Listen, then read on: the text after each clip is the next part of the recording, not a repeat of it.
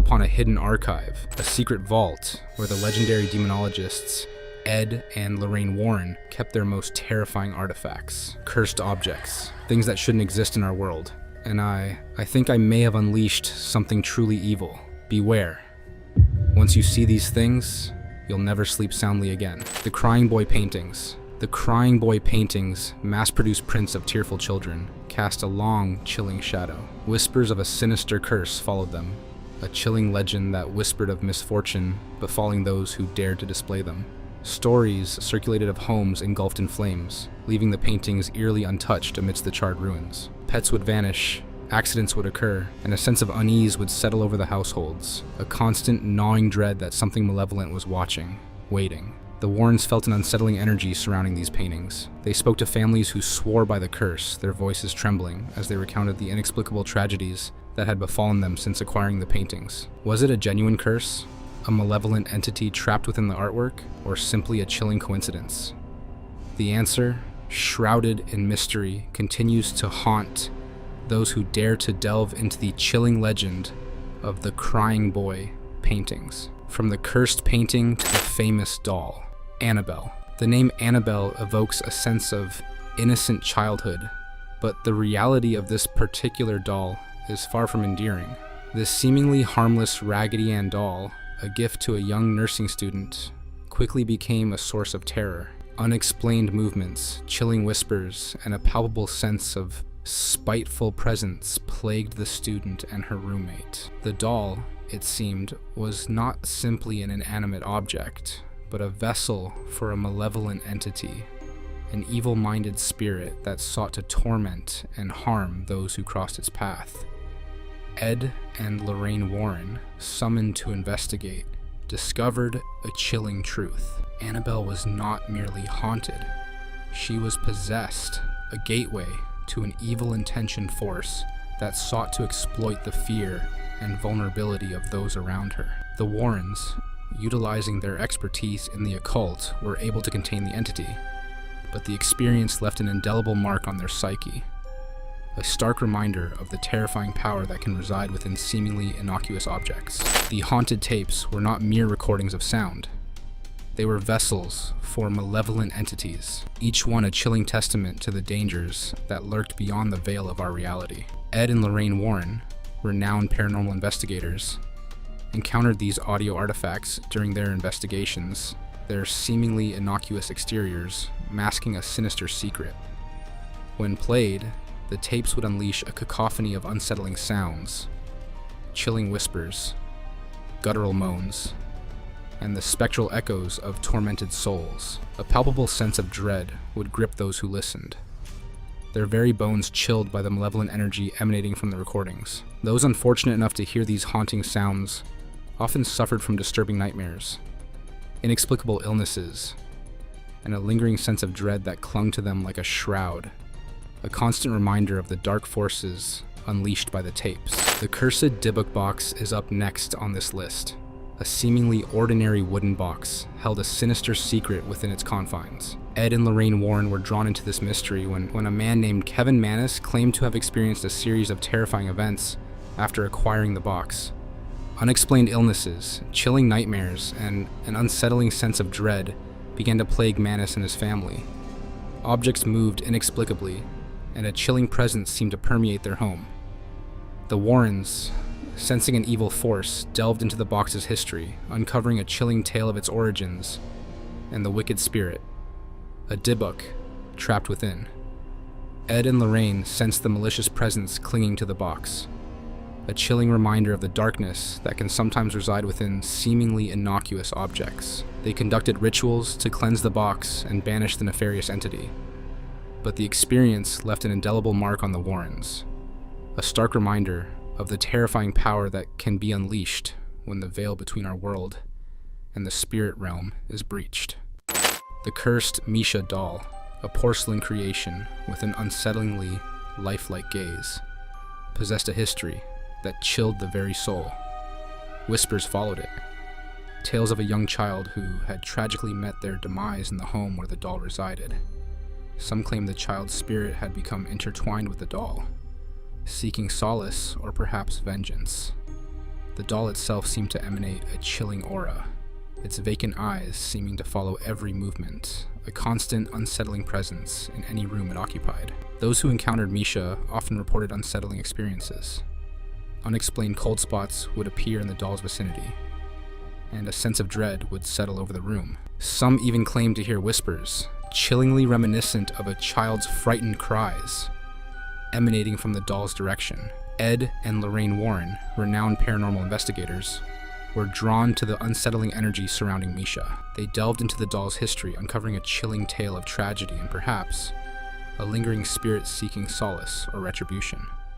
The Warrens, with their years of experience investigating the paranormal, sensed a malicious presence clinging to the doll, a chilling reminder of the darkness that can sometimes reside within seemingly innocent objects.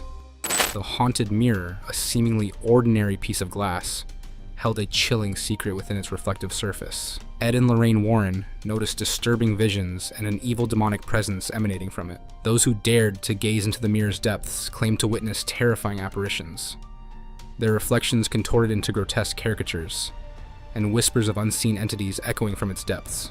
A sense of dread would settle over the room, a chilling premonition of impending doom. Some who looked into the mirror claimed to see visions of their own demise, gruesome and terrifying glimpses into their own mortality. The Warrens, utilizing their years of experience investigating the paranormal, sensed an ominous presence clinging to the mirror, a chilling reminder that the darkness can sometimes reside within the most unexpected of places.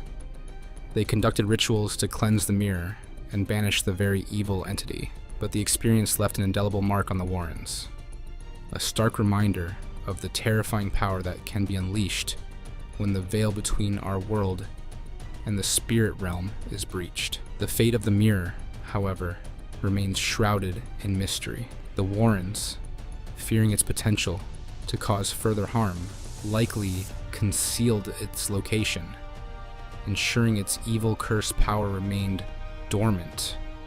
But the possibility that it still exists somewhere, waiting to claim its next victim, remains a chilling thought. Ed and Lorraine Warren sensed an ominous presence emanating from a hand. Well, it wasn't just an ordinary hand, it was the Perrin family witch's hand.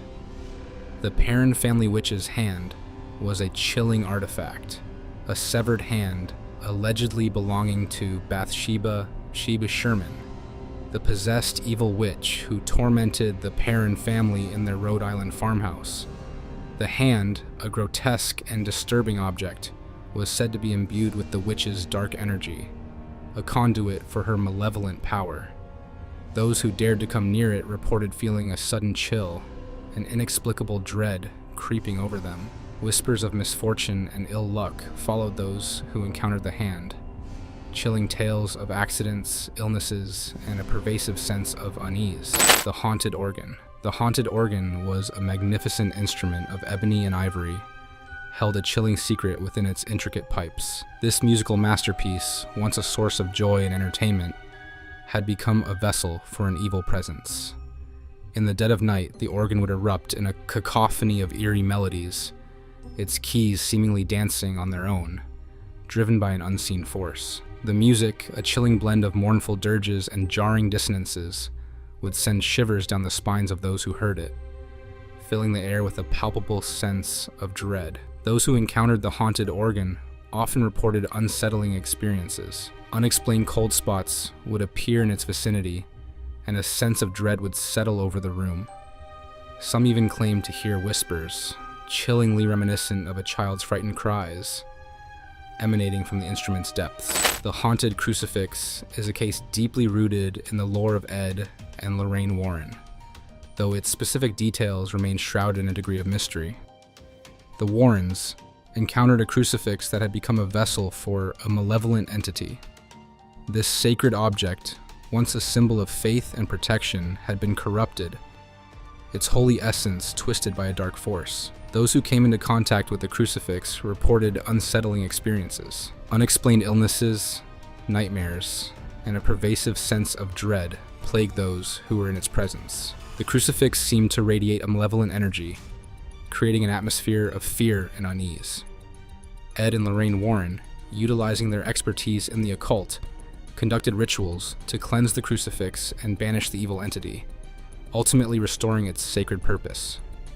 However, the experience served as a chilling reminder to the Warrens of the terrifying power that can be unleashed when the veil between our world and the spirit realm is breached. The Perron family's haunted farmhouse. Ed and Lorraine investigated the Perron family's farmhouse in Harrisville, Rhode Island, which was allegedly haunted by evil spirits. The Perron family, including Roger and Carolyn Perron and their 5 daughters, moved into a farmhouse in Harrisville in 1971, where they claimed to experience a series of paranormal events. The family reported seeing apparitions, hearing strange noises, and experiencing poltergeist activity, including objects moving and beds levitating. On August 22, 1973, Ed and Lorraine captured footage of Carolyn Perron, the family matriarch, allegedly becoming possessed by an evil spirit. The footage shows Carolyn's eyes rolling back, her voice changing, and her body contorting in unnatural ways. Andrea Perron, the oldest of the Perron children, said, "These were spirits who had an attachment to the property. 8 generations of one extended family had lived and passed at the farm, and some of them had never left. My mother did historical research and found that virtually every entity we were able to name had, as living beings, either passed by their own hand or passed so traumatic a passing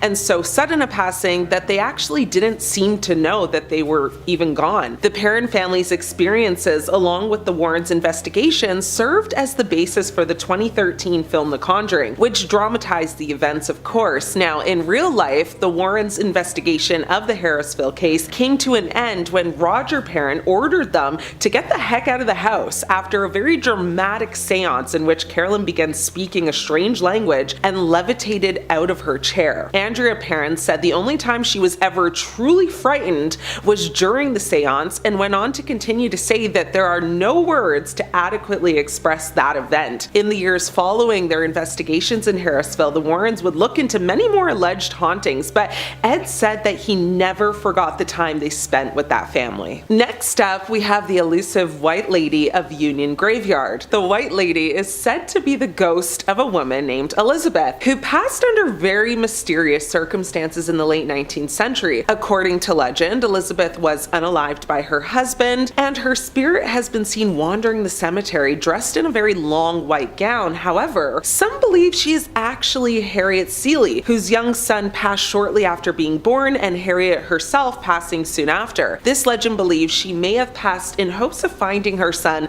and still wanders their final resting place searching him out. Now, others believe she is actually the ghost of a woman from the 1940s who unalived her husband and later herself and is doomed to wander the graveyard. So it's possible that she's these 3 different women. However, one thing that's for sure is that her physical description is the one thing that remains consistent. She is a young woman wearing a white dress with dark hair. Many who have witnessed her believe they have almost hit her with their vehicle, only to find no trace of her once they actually pull over. Others claim they have often seen her hovering slightly above the ground around the cemetery, going back and forth amongst different gravestones. Union Cemetery is actually located in Easton, Connecticut, and the Warrens investigated the cemetery in the 1970s and captured several photographs of her. Lorraine used to often take walks through the cemetery, saying that it was one of the most haunted places around. Ed and Lorraine believed the White Lady was a residual haunting imprinted on the location by the traumatic events surrounding the passing. Now, they compiled their findings into a 1992 book called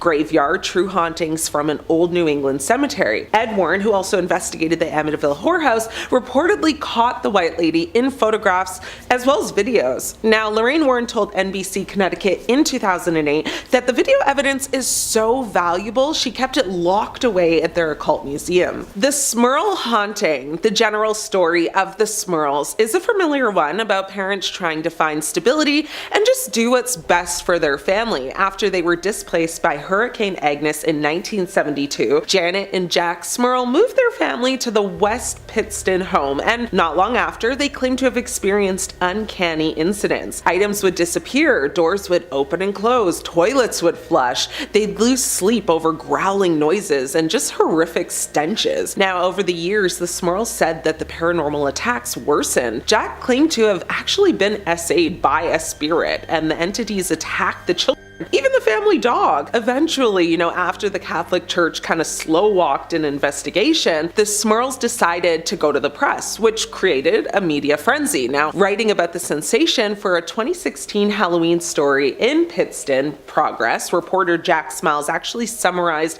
the immense media attention. After the Smurls went public with their, descriptions of what was happening in their modest half-double home on Chase Street in West Pittston, their story became a media phenomenon, going viral the old-fashioned way through print and television. Now, local and out-of-town stations and papers covered it widely. Wire Services stories ran in major dailies from New York to California, and in 1974, the Warrens investigated the Smurl family's home in West Pittston, which again was allegedly haunted by malevolent spirits. Now, the investigation was documented on audio and videotapes. On January 8th, 1975, Ed and Lorraine actually captured footage of a very mysterious, unexplained event during their investigation. The footage shows a strange glowing light moving around the Smurls' living room. The light is accompanied by unexplained noises and movements, and the footage was deemed actually too intense and too disturbing for public consumption. Ed Warren reportedly described the footage as one of the most frightening things that he's ever seen. In June 2017, Jack Smurl actually passed away. His family's history and story earned him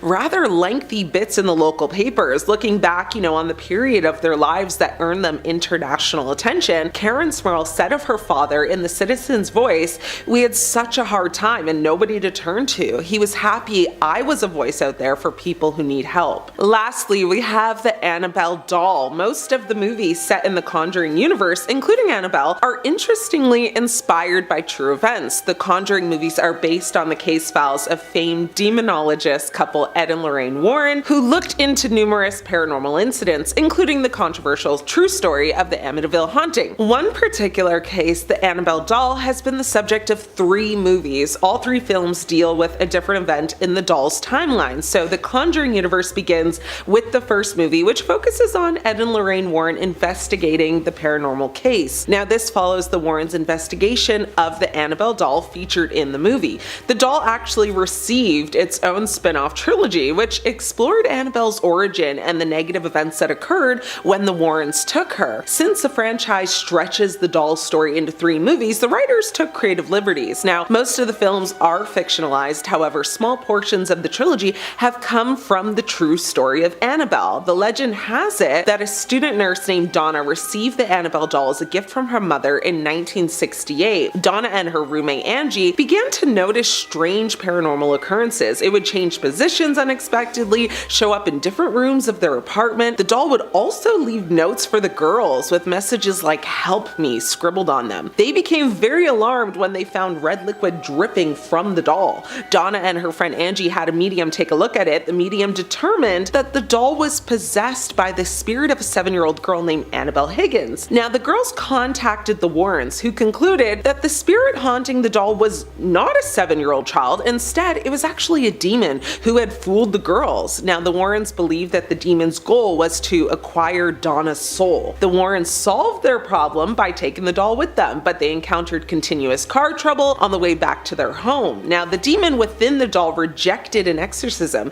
and in the end, it was actually put in a glass case in the Warrens Occult Museum in Connecticut. However, in 2014, the museum started facing legal issues because it operated as a commercial property in a residential zone. The museum officially shut down to the public in 2019 after the passing of Lorraine Warren, raising questions about the current location of Annabelle. As of 2023, the doll is still located in the Warrens' collection at the house where the museum used to operate. Personally, the Smurl haunting is the one that sends chills up my spine for me, but which one freaks you out the most? Let me know. Thanks for watching. I'm your host Ashley, and until next time, stay scared. Starting with the battered VHS tape, this story comes from a person on Reddit who claims that the story is true. It starts by them saying that one time in the mid to late 90s, they had a famous relative who would get a lot of fan mail, most of which was just photographs of their dogs, friendship pendants, etc. Not super weird stuff, but some a little creepy and almost stalkerish. Like, they said one day a padded envelope arrived and in it was a battered home movie tape with a handwritten label on it. Now, they said they never heard of the title, but considered themselves to be a movie buff, so thought that they would just give it a go. They said a few days later they were alone in the house for the night, and they thought, what better time to watch this movie? So they locked the doors, got a blanket, made some popcorn, even their stuffed teddy, and pressed play. They said what followed was one of the most terrifying and traumatic experiences of their life. The Devil Made Me Do It case. The Devil Made Me Do It case refers to the 1981 trial of Arne Cheyenne Johnson, who was accused of unaliving his landlord, Alan Bono, in Brookfield, Connecticut. Now, Johnson's defense attempted to use the claim of demonic possession as a reason for his actions. Johnson's defense was that he was possessed by a demon during the slaying of his landlord, claiming it was the same demon that had previously been exorcised from David Glatzel. Now, Cheyenne Johnson attacked with a sharp object his landlord Alan more than 20 times with a 5-inch pocket weapon during an argument. Now, Johnson's defense, led by his attorney Martin Manella, argued that demonic possession caused him to unalive Bono, claiming Johnson had no memory of the event and therefore no intent. The case became a national sensation and the first known instance in the United States where demonic possession was used as a defense in a trial. Now, despite the defense's claims, Johnson was found guilty of first-degree manslaughter. Now, the Devil Made Me Do It case inspired numerous fictionalized accounts in film and television, including the Netflix documentary The Devil on Trial and the movie The Conjuring, The Devil Made Me Do It. While many individuals, involved in the case, including Johnson, believe the events were authentic, others are skeptical of the demonic possession claims, suggesting, the possibility of mental illness or other factors.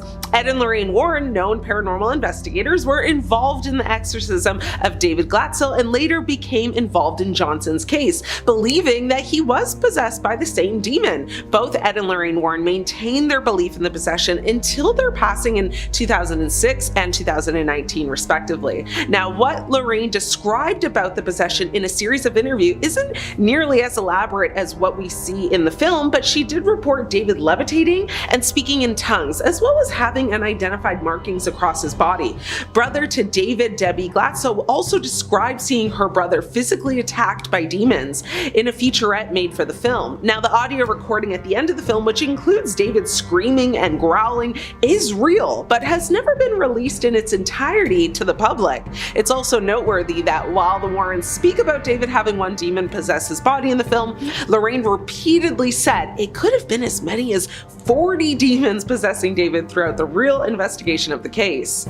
The Amityville Horror House. Now, back in September of 1977, Jay Anson published a book called The Amityville Horror, which would later become the basis of a series of films released from 1979 onwards. Now, the book is claimed to be based on the paranormal experience of the Lutz family, a case which of course led to many controversies and widespread attention. Back in November of 1974, Ronald DeFeo Jr. unalived 6 members of his family at 112 Ocean Avenue in a suburban neighborhood in Amityville. He was ultimately convicted of second-degree you-know-what and was sentenced to 6 life sentences, with him passing away in custody in March of 2021. Now, DeFeo had reported that voices had told him to hurt his family. Whether these claims were true, we don't know. Jumping forward, though, in December of 1975, George and Kathy Lutz and their 3 children moved into the same home, and after just 28 days, they fled the house, claiming to have been terrorized by paranormal entities while living there. Now, on the evening of March 6, 1976, the home was investigated by Ed and Lorraine Warren along with a television crew from Channel 5 New York. During the investigation, a series of pictures were taken. One of the images allegedly showing a demonic boy with glowing eyes standing at the foot of the staircase. The Warrens quite quickly suggested that the home was occupied by malevolent spirits, with the Warrens' visit to the home being depicted at the beginning of The Conjuring 2, if you remember that. Now, this is the case, the demon, the haunting that launched the Warrens to stardom. But don't think that it didn't come at a cost. It did. The demonologist became a household name for the supernatural after their involvement in the infamous Amityville house. Now, the Warrens came in and determined that there were psychic troubles even before the notorious slayings. A demon was in this place causing problems long before that. Now, the Warrens knew it and they had to deal with it. Even with the help from the Warrens, they weren't actually able to successfully rid the house of the demons. And so this is one case they weren't able to crack. The Annabelle doll, one of the most famous demons that the Warrens ever encountered, Annabelle certainly gave the pair many sleepless nights. The story begins with two student nurses who received the Raggedy Ann doll as a gift in 1970. Well, actually, one received it from her mother. Sure, it was a nice gift at first, but it wasn't long after she had it that she started noticing some weird occurrences. They soon reported that the doll seemed to move on its own, sometimes appearing in different rooms or even throwing objects. They also found handwritten notes seemingly from the doll. They didn't remember writing it, so it had to have been from the doll, with one in particular that actually said, "Help me" on it. She would leave the doll, in one spot, and then when she came home later the day, sure enough, the doll had moved somewhere else. This was creepy to begin with, but it gets a lot worse. One day she came home and noticed that the doll was covered in a red substance, which we know to be, what? It was at this point where she decided to seek a professional opinion. A psychic was consulted, and she reported that the doll was inhabited by the spirit of a young girl named Annabelle Higgins. Now, the medium told her about a little girl named Annabelle who was once a happy child playing in the fields until her life mysteriously ended. After her passing, she actually roamed the buildings that were built on that field. Now, one night, the nurse's boyfriend Cal woke up to see Annabelle shocking him. It was awfully strong and took over his body. Another night, Annabelle actually attacked him and left him with scratches all over his chest. They decided then to contact their local priest, and that was how the Warrens heard of their ominous story. The Warrens were called in, and they believed the doll was not possessed, but manipulated by an inhuman presence. They took the doll, claiming it was far too dangerous for the nurses. The Warrens, delivered the victims a shocking truth, saying that there was no Annabelle, and it was but a mere trick from a demonic spirit which was allowed to manifest the doll after their agreement. The Warrens told them that the spirit was given permission to inflict harm on them, and that if they remained silent, the spirit would have hurt them all within a week or two. They held an exorcism, and the doll, and they actually took the doll with them. Whilst driving, Ed lost control of the car for a few times, and the priest who had made fun of the doll was unalived in a dreadful accident. So, disturbed by the doll, the Warrens decided to keep it in a sealed box. I don't blame them. This thing almost took Ed Warren off the road and could have ended their lives prematurely. It's safe to say that they feared this demon a decent amount and were not able to actually successfully defeat it. The Annabelle doll was actually then placed in their occult museum, where it remains today on display. Lastly, we have the Bell Witch case. The Bell Witch is a legendary spirit in Southern American folklore, primarily known for tormenting the Bell family in Robertson County, Tennessee from 1817 to 1821.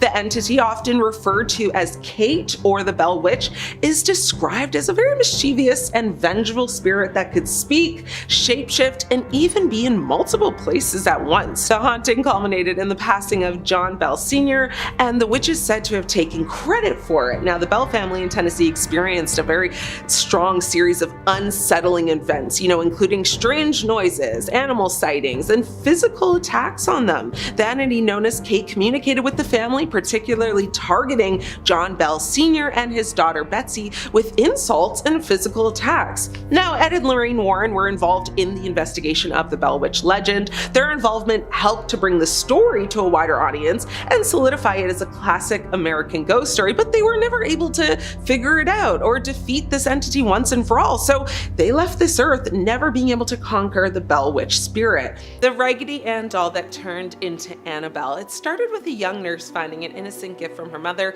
sitting in her apartment, a vintage Raggedy Ann doll. But within weeks, that doll went from cute to horrifying. It moved on its own, it shifted positions, it left handwritten notes on parchment paper, except nobody in the apartment owned parchment paper. But the most chilling moment came when the doll was found standing upright, leaning menacingly against a chair, with what looked like drops of red liquid smeared across its fabric hands and chest. That doll became infamous as Annabelle. Now, the Warrens, after investigating, believed it wasn't just haunted, it was a conduit for something demonic. They said a malevolent, inhuman spirit was using the doll as a disguise to get closer to people. During one encounter, a friend of the doll's owner mocked it, daring it to do its worst. That night, he reportedly dreamed of the doll crawling onto his chest and basically getting a hold of his neck. Now, hours later, he actually passed away in a violent motorcycle accident. The Warrens didn't waste any time. They brought Annabelle back to their museum in Monroe, Connecticut, but even there, she remained active. Visitors who taunted her inside the glass case often met with sudden accidents afterwards. Now, one man banged on the glass and laughed at the warnings posted. On his way home, he lost control of his motorcycle and passed away instantly. His girlfriend survived, but she later swore he had been laughing about Annabelle seconds before the crash. Even Ed and Lorraine admitted Annabelle was one of the most dangerous objects they had ever kept. The doll is locked behind glass, surrounded by protective prayers, with a bold warning label that says positively do not open. The cursed wedding dress of Anna Baker. Imagine being so heartbroken in life that your spirit clings to a wedding dress for eternity. That's exactly what happened with Anna Baker in the 1800s, and her gown is still said to be haunted to this day. Anna came from a very wealthy Pennsylvania family. She fell in love with a steelworker and planned to marry him, even buying a lavish white wedding gown for the big day, but her father, Elias Baker, forbid the marriage. Now, Anna was forced to live out her single and bitter life, and she passed away never wearing her dream dress. But here's where the horror begins. The dress that's now displayed at the Baker Mansion Museum in Altoona seems alive. Visitors have sworn the dress moves inside its sealed glass case. Sometimes late at night, it is seen swaying gently as if being twirled by a bride who never got her wedding dance. Other times, it thrashes violently, almost as though an unseen force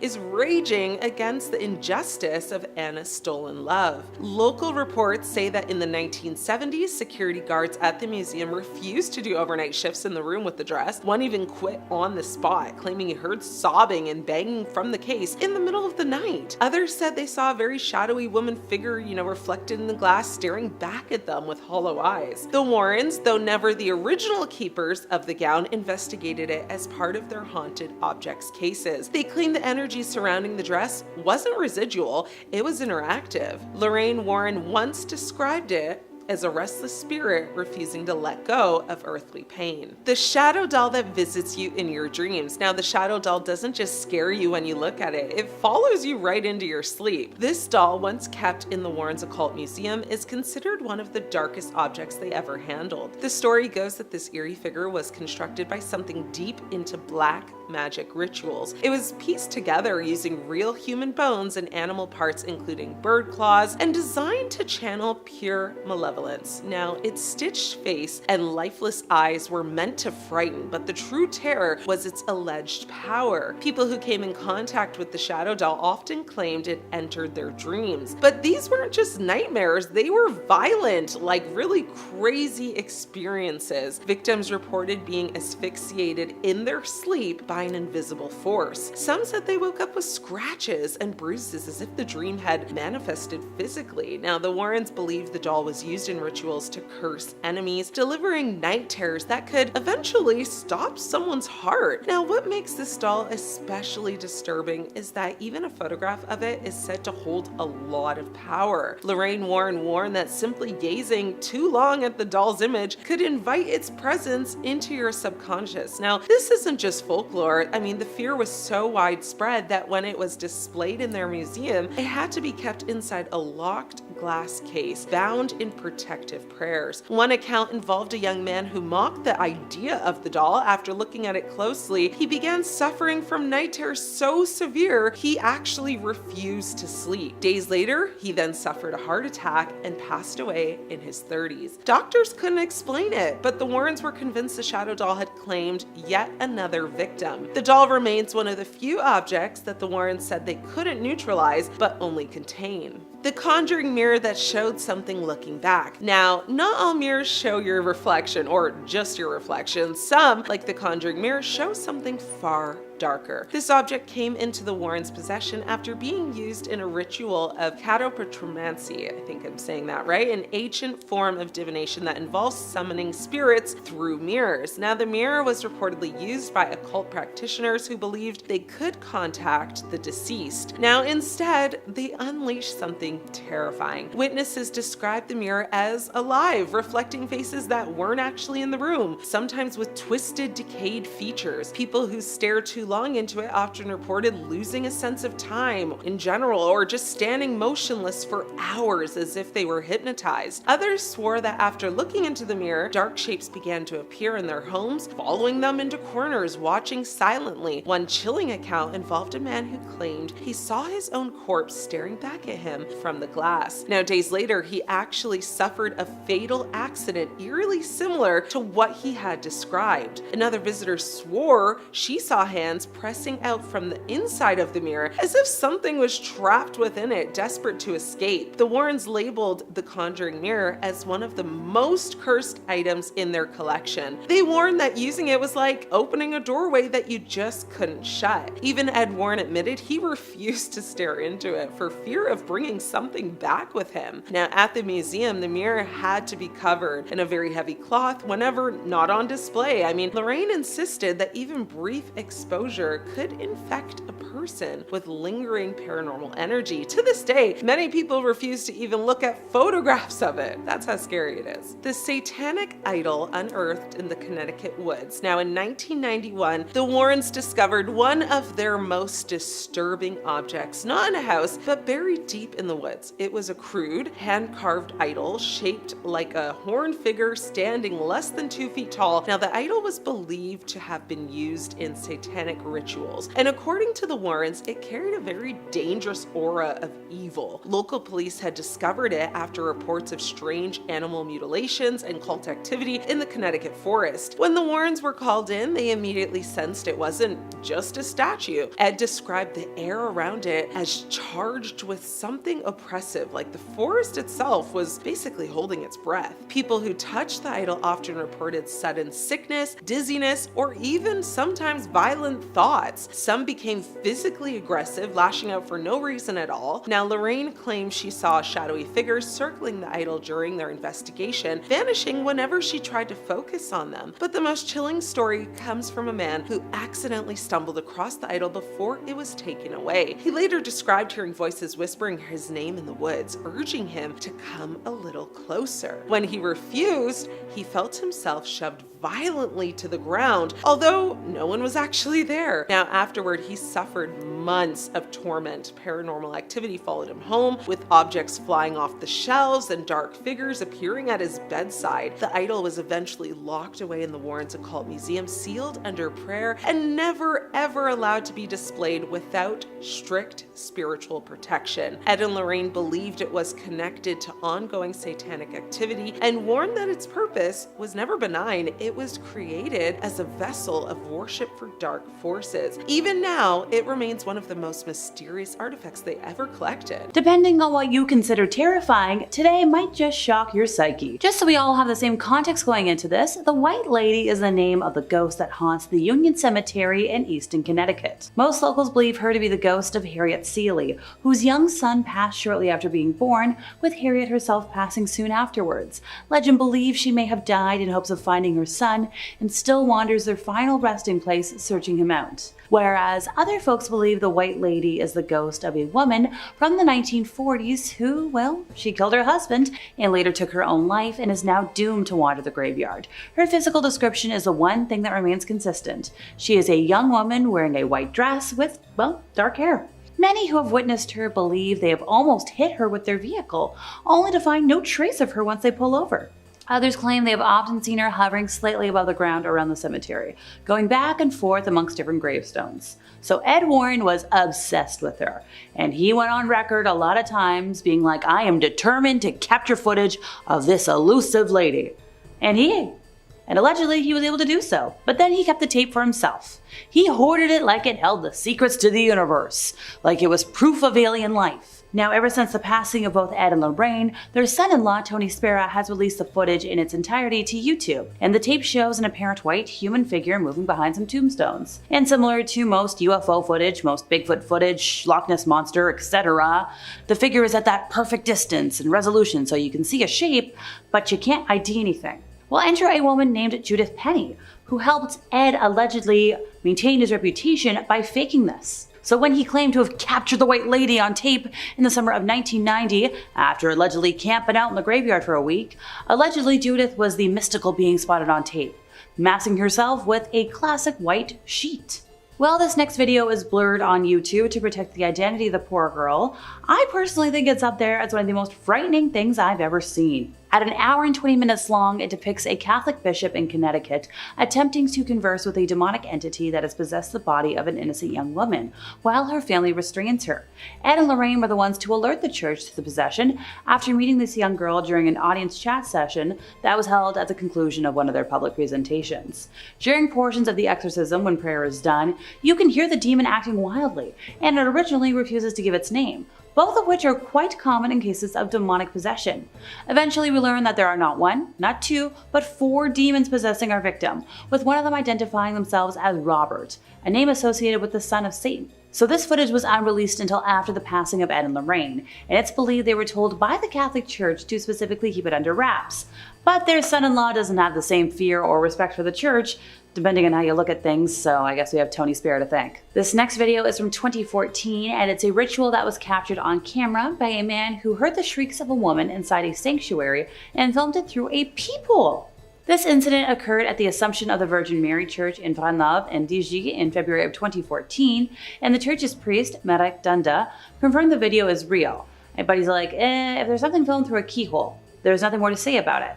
Which, like, okay, good at dodging the question, I guess. So obviously, because of the nature of the video, it's kind of hard to tell what's happening, but it appears that at least 2 people surround the woman, who can be heard screaming in absolute agony with momentary pauses in between the duration of the just under 2-minute long video. Daniel Trachta, who captured the video after hearing the screams, warns people in the description to watch the chilling footage while wearing headphones. When asked about the condition of the woman in the video, the priest said any details about her or her state were private. And don't get me wrong, while I'm glad the church is protecting her privacy, I just hope she was able to find solace and be healed of her demons.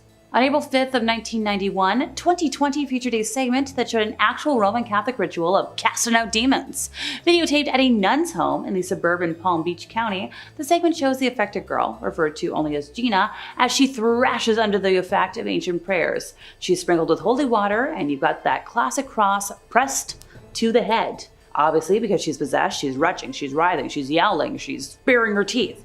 She's saying, "Get me out of here, me not want to leave." She's shrieking at the priest, and she even snaps her bonds. If the exorcism team hadn't tied her down, she might have actually levitated to the ceiling. At the time, the March 25th issue of U.S. News and World Report carried no fewer than 5 articles on hell and devil. Because apparently at the time, it was like more than the heyday of the 1950s when it came to demonic stuff. And another poll released in the same year said that 55% of Americans believe in the devil and in demonic possession. So how does that tie into this? Well, we're talking about exorcisms, right? Speaking of which, the main exorcist in this report is only known as Father A. And going back to the sisters involved, we've got Lois Schaefer and the Reverend Walton Dockerow.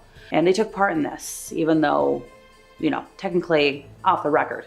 Palm Beach Bishop J. Keith Simmons, who permitted the taping, issued only a little statement saying the devil really exists. He was powerful and active at work in the world today as through the centuries, which echoes a lot of other cardinals. And it was Cardinal John O'Connor's remark that there can be no question about the reality of the devil that initially drew the interest of the TV show for this exorcism. Eventually, after that, the church got so many requests from around the country to investigate cases of possession that they had to be like, we need somebody.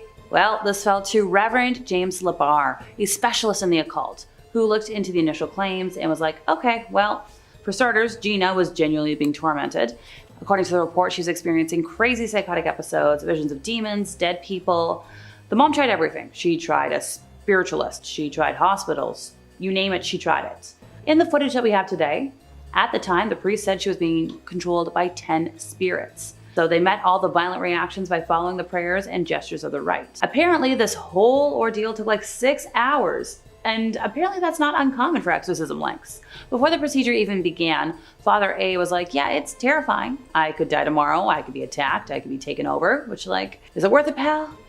Evil spirits like to take their time leaving a body, and not without a fight. And that leaves everybody drained, exhausted, and vulnerable. Also quoted is Dr. Warren Schlanger of Miami Children's Hospital. Also quoted is a doctor of a local hospital where Gina was treated before and after the exorcism, and she's like, yeah. And he said, even I don't know.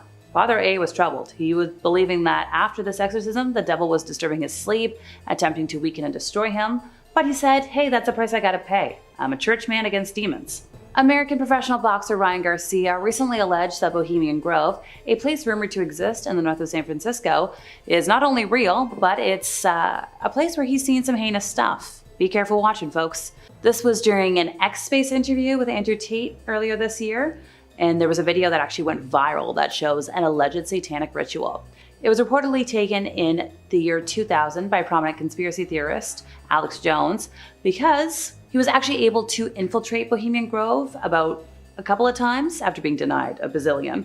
And while the visual is obviously hazy, the audio is a little unclear, you can see some kind of ritual. We got like fireworks, we've got cloaked priests, which that checks a couple of my boxes for a satanic ritual.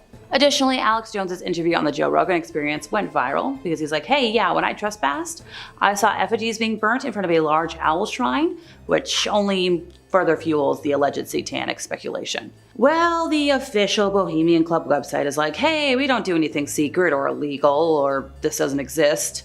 We all know better. There was actually an article in the Washington Post that revealed that members of the Manhattan Project met there regularly in the 1940s. Nestled in the very quiet town of Amityville, New York, this unassuming suburban residence has a bit of a dark and twisted history. In the winter of 1974, the Lutz family moved into this seemingly perfect Dutch colonial home, only to flee in terror just 28 days later. They claim to have been tormented by supernatural forces, unseen entities that left them sleepless, drained, and in constant fear for their lives. A year before the Lutz's arrival, the house had been the scene of a horrific mass killing spree. Ronald DeFeo Jr. had methodically killed his entire family in their sleep, claiming sinister voices compelled him to commit the heinous acts. Ed and Lorraine were called in to help with the horrors the Lutz family was experiencing, and during a question and answer session back in 2013, when Lorraine was asked what the scariest case was that she ever worked on, she said, Amityville was horrible, honey. It was absolutely horrible. Apparently it followed her and Ed straight across the country, and she will never, ever go into the Amityville house ever again. And now that she's passed away, maybe you should follow her advice. As you might expect, this next story begins in the witching hour, the wee little hours of the morning. One night, very late at night, Ed and Lorraine were contacted by the Snedeker family, who had just moved into a house on Meriden Avenue in Southington. Specifically, the mother of the family unit and a niece who came to stay with the family were on the phone. What they found and bought was a big and seemingly welcoming home. But what they didn't know was that it was a former funeral home. Oh, and fun fact, the morticians at the funeral home were allegedly involved in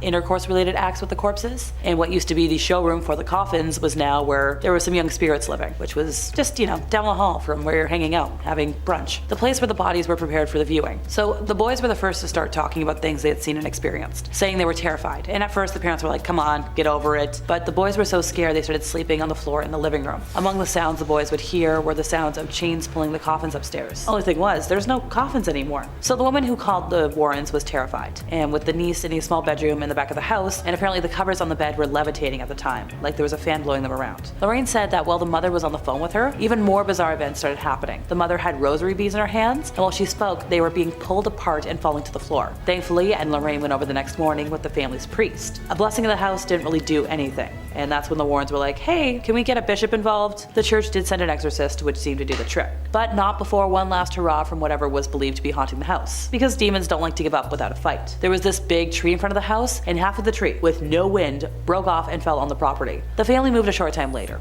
Ed and Lorraine kept the rosary beads because they were like, hey, if this demonic spirit can touch a Catholic relic, that means it's been infested with something awful, and they didn't want to risk the beads spreading throughout the world and causing more damage. In this next perplexing case, the Foster family found themselves entangled with quite the evil artifact, a conjuring book. And what did it do? It brought all sorts of awfulness into their home. As per usual, the eerie events began when Lorraine Warren received a mysterious call from a Mrs. Sandy Foster in the middle of the night, but the phone kept cutting out, and she couldn't call back. The next day, Lorraine visited the Fosters and learned about the disturbing occurrences in their house. Turns out, Meg, the daughter of the family, had invited dark spirits into the home by dabbling in the occult, and the family was suffering because of it. Faucets were turning on by themselves, people were hearing phantom footsteps echoing throughout the house, strange lights were flickering off and on, and there was weird sounds plaguing every night. And Lorraine Warren stepped in to confront the menacing presence, and they discovered that Meg's bedroom was a hub of occult activities. There were conjuring candles, there was all sorts of occult paraphernalia, and ritual books. So they sealed the room, removed the sinister artifacts, and as they worked to dispel the evil, they encountered a chilling telepathic feeling of dread and an inexplicable force preventing them from going up the stairs. Despite these challenges, Ed and Lorraine persevered. With holy water and prayers, they successfully cleaned the house of the malevolent malevolent entities and never ever went back. Jack and Janet Smurl of West Pittston, Philadelphia claimed that a demon was haunting their home from 1974 till 1989. According to the couple, the demon attacked them, dragged them across rooms,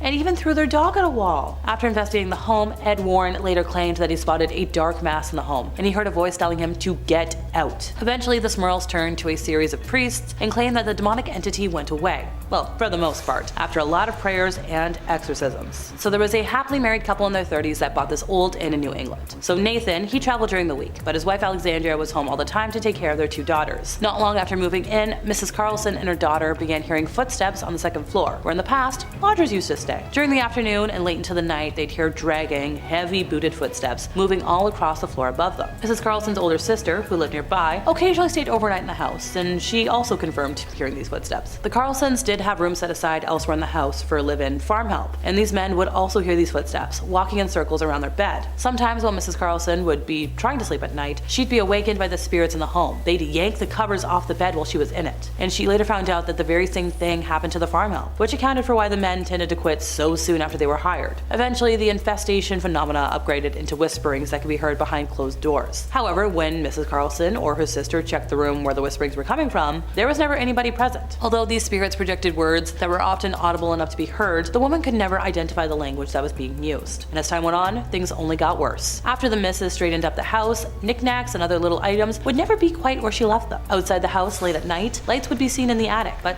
there was no electricity up there. While painting a room one day, the heat was suddenly drawn away, and the missus felt a hand touch her shoulder. She got so angry, she threw the paintbrush in the direction where she believed the entity to be and said, "I don't know who you are or what you want, but you're not going to get me." Well, everything got worse. Things were happening pretty much daily because the infestation took hold over the house. The kitchen and the bathroom water faucets would suddenly turn themselves on full force at the same time. On occasion, Mrs. Carlson would hear 3 knocks at the front door, which, folks, that's the sign of an inhuman presence. And of course, she'd go to the door, but there'd be nobody there. On the 2nd floor, a visitor reported seeing a snake on the window ledge after hearing 3 taps on the window, but there was no nearby tree the reptile could have climbed. Oh, don't worry, folks, it gets worse. So while living in the house, the Carlsons added a new addition to the family. And one night, while the missus was watching television in the living room, she heard this crazy powerful explosion, and when she jumped up to check, thinking that the furnace might have blown, she found the door to the new addition's room violently torn open. Objects were still swinging and vibrating, and the temperature in the nursery was similar to a meat locker. Though the spirits in the home had obviously tried to kill the new addition, thankfully the new addition survived. However, when the spawn got a little bit older, Mrs. Carlson was walking past him as he played with some knickknacks from the living room when he suddenly let out a loud shriek saying, "You stepped on Beatrice." Now, Mrs. Carlson put down everything she was carrying, and she's like, "Who's Beatrice?" And he's like, "Oh, Beatrice is my friend who tells me what to do." Mrs. Carlson then told her son to ask Beatrice who she was, and after a pause, he replied that Beatrice told him to tell her that she's a witch. The mom took away the items the boy was playing with, and it sent him into hysterics. She tossed them into a basket in her bedroom closet, somewhere the boy was forbidden to go without her permission, and didn't think about it until later that night, when she was in bed by herself and saw a large, spooky form in the room with her. She described the entity as being darker than the darkest night, and it moved very slowly around the room, freezing her with fright. I didn't mean to be a poet, folks. Before the black mass went away, it transmuted into a globe of synthetic light, about the size of a basketball, while producing a deafening roar, which was once again similar to that furnace. And this went on for many nights, until the Warrens were called in. And like many other times, they took a tour of the home, blessed it, realized the knickknacks were tied to the entity, and took them with them. In 5th place, we have Ed's paintings. So long before they were famed ghost hunters investigating the Amityville Horror and featured in films such as The Conjuring, Ed and Lorraine had a much different hobby. Painting. Actually, it was how the duo made a living. Ed Warren was a trained fine arts painter. The duo traveled all over the country to sell their paintings, and they also taught art classes. The couple used Ed's paintings as a way to gain entry into houses they wanted to investigate. They would research houses they believed to be haunted, and then drive to the house. After Ed painted the house in question, he would then hand the painting to Lorraine, who would go up, knock on the door, and offer the homeowners the painting, which would usually turn into a conversation about the property and the hauntings. This process was how their investigative career began. Ed became known for his barn door art, painting tranquil winter scenes on stained pine, which was all the rage for adorning the wood grain halls of any home in the late 60s, and apparently these paintings are now quite rare. Many of his paintings that have been photographed feature different haunted houses, and examples of his art and calligraphy style are displayed throughout the museum. In fourth place, we have black magic masks. These fall under the practice of tulpa, which is a concept in theosophy, mysticism, and the paranormal of a materialized thought form, typically in human form such as an imaginary friend or being that is created through spiritual practice and intense concentration. In simpler English, the masks act as a representation of the practice, which is a form of mysticism that involves creating sentient and autonomous beings separate from oneself. So, an imaginary friend? The concept of tulpas and their creation, including the word tulpa, come from a close-in Tibetan Buddhist practice, with tulpa being a Tibetan word for creature of the mind. Tulpas did not become part of Western paranormal lore until the 1970s, and those who practice have been cited as wearing masks similar to Halloween ones in order to take on the appearance of whatever the mask looks like. I guess that explains why I've seen many cheap-looking Halloween masks in the video walkthroughs from the museum, so I suppose I'll retract my statements that I made about how pathetic they look. If anyone is curious about modern practices and appropriations of tulpamancers, the interweb origins can be traced back to 4chan message boards in 2009, and no, if you don't know what that means, I'm not going to elaborate on just how cursed that sentence was to utter. Oh, it gets worse. Alright. The communities gained popularity when adult fans of My Little Pony started discussing tulpas of characters from the Friendship is Magic television series. The fans attempted to use meditation and lucid dreaming techniques to create imaginary friends. Look, I knew someone back in high school who fell under that subculture, and he was the furthest thing from mentally stable. The guy had people munching fantasies as well. Time to move on before I get nightmares again. In third place, we have a satanic idol. So this story began in 1991 when a deer hunter was walking through the woods in Connecticut, close to where Ed and Lorraine resided. The hunter got lost and after some time stumbled upon a raised, circular rock formation with the idol in question standing in the middle of it. It is believed that the formation was common with folks who practiced devil worship in the 70s. The hunter began to feel uncomfortable and left the area, deciding to make his way back to his car, and along the way he noticed an elderly gentleman walking alongside him who was dressed head to toe in black. Now the man in black never spoke a single word to the deer hunter. The hunter was getting more nervous by the second, and also more lost and unsure of his directional path. Desperate, he turned to the mysterious figure and simply asked, "How do I get out of here?" Luckily for our narrator, the man in black pointed in a direction and then disappeared. The hunter was so thrown off by that day that he reached out to Ed, who requested to be brought to the same area. The hunter wasn't 100% sure he could find the exact location, but was willing to try. Together, the men were able to stumble through the forest, and without the aid of the man in black this time, found the rock formation. Ed removed the demonic idol from the area and placed it at home in his museum, and that's when things got a little weirder. Because, you know, a man in black spotting and weird forest stuff isn't weird enough for us. Approximately 3 days after removing the idol, Lorraine collapsed for no known reason, and she was transported to the hospital where no one could identify what was wrong with her. Thankfully, after 3 more days, she recovered. Red flag time! 3s and 6s are very popular numbers amongst the demonic scary people and things that you want to avoid. Ed believed that this was caused by the gentleman in black, who was believed to have been a high priest in a satanic cult, as a form of payback for removing the satanic idol. Now, this idol remains in the Warrens Museum to this day, and honestly, I think it looks like a papier-mâché masterpiece of an alien, but please let me know in the comments if anyone out there has a different opinion. In second place, we have a shadow doll. So among one of the first haunted items visible in the museum to visitors is a shadow doll, which boasts bird feathers and a genuine human tooth. Unlike the other dolls included in the museum, I'd consider this creature more of a sculpture.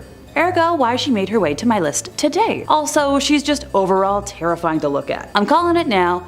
She better join the TV universe soon. So a shadow doll is a statue or deity of sorts that is made specifically for harm and to be used at the center of curses. I happen to know the steps for the most common curse, and while I'll leave out a step for safety, yes, I promise I'll elaborate. So the caster would first need to take a picture of the doll, write a curse on the back of the photo, and then send it to whomever the curse is aimed for. The person who receives the picture with the curse will sadly invite that curse into their lives. I'm thinking, oh, totally forgot. The doll will also appear in that person's dreams. While not too much is known about the origins of this specific doll, it was initially purchased in a vintage store under the assumption that it was, simply an antique. I have a couple of antique dolls myself, and I'm shuddering to think about what they would do if activated by any kind of curse. They've already got enough of a personality. Thanks. In our first place, we have a copy of Crying Boy. So when Bob Smith was a young child in the 70s, he became fascinated by a painting in his grandmother's house. The painting was a cheap print of a well-known piece and was hung on the living room wall. The photo depicted a boy who was a similar age to Bob, and for some reason, looked sad and downcast, with tears brimming from his troubled eyes. A few years after the painting went up on the wall, there was a devastating kitchen fire in the house. While the kitchen was destroyed, the rest of the house was undamaged. The painting was eventually sold in a garage sale to Ed Warren himself. For years it puzzled Bob why his grandmother got rid of the painting, until he read a series of articles about a cursed painting. Yep, that painting was The Crying Boy. That's the title of the painting. The Crying Boy was one in a series of paintings by artist Giovanni Bragolin that was completed in the 1950s. The series depicted young, teary-eyed younglings. While it may seem strange to want an image of a weeping child on your wall, the pictures proved popular all over the world. For example, in the UK alone, over 50,000 copies were sold. The children represented were often poor and very beautiful. In total, Giovanni painted over 60 paintings, and up until the early 80s, prints and reprints of his images continued to be mass-produced. In 1985, the most popular tabloid newspaper in the United Kingdom printed a story that caused panic and ended the popularity of his work. The Sun published an article entitled Blazing Curse of the Crying Boy, describing the terrible experience of May and Ron Hall after their home was destroyed by fire. The cause of the fire, much like Bob's grandmother's, was a greasy pan that overheated and burst into flames. The fire spread rapidly and destroyed everything on the ground floor of the home. Only one item remained intact: print of the Crying Boy on their living room wall. Distraught at their loss, the devastated couple made the bizarre claim that the painting was cursed, and it, not the pan, was the cause of the fire. Now, this tale probably would have disappeared into the archives of strange and mysterious stories, except for one, tiny thing. A firefighter claimed that he had attended at least 15 house fires where everything was destroyed except for prints of the Crying Boy, which would remain completely intact. So before long, this gathered momentum, and a rash of fires all over the world were blamed on the Cursed Child, not to be confused with the play that's currently running of the same name. In subsequent articles, the Sun went on to claim that a woman had lost her house to a fire 6 months after buying the painting.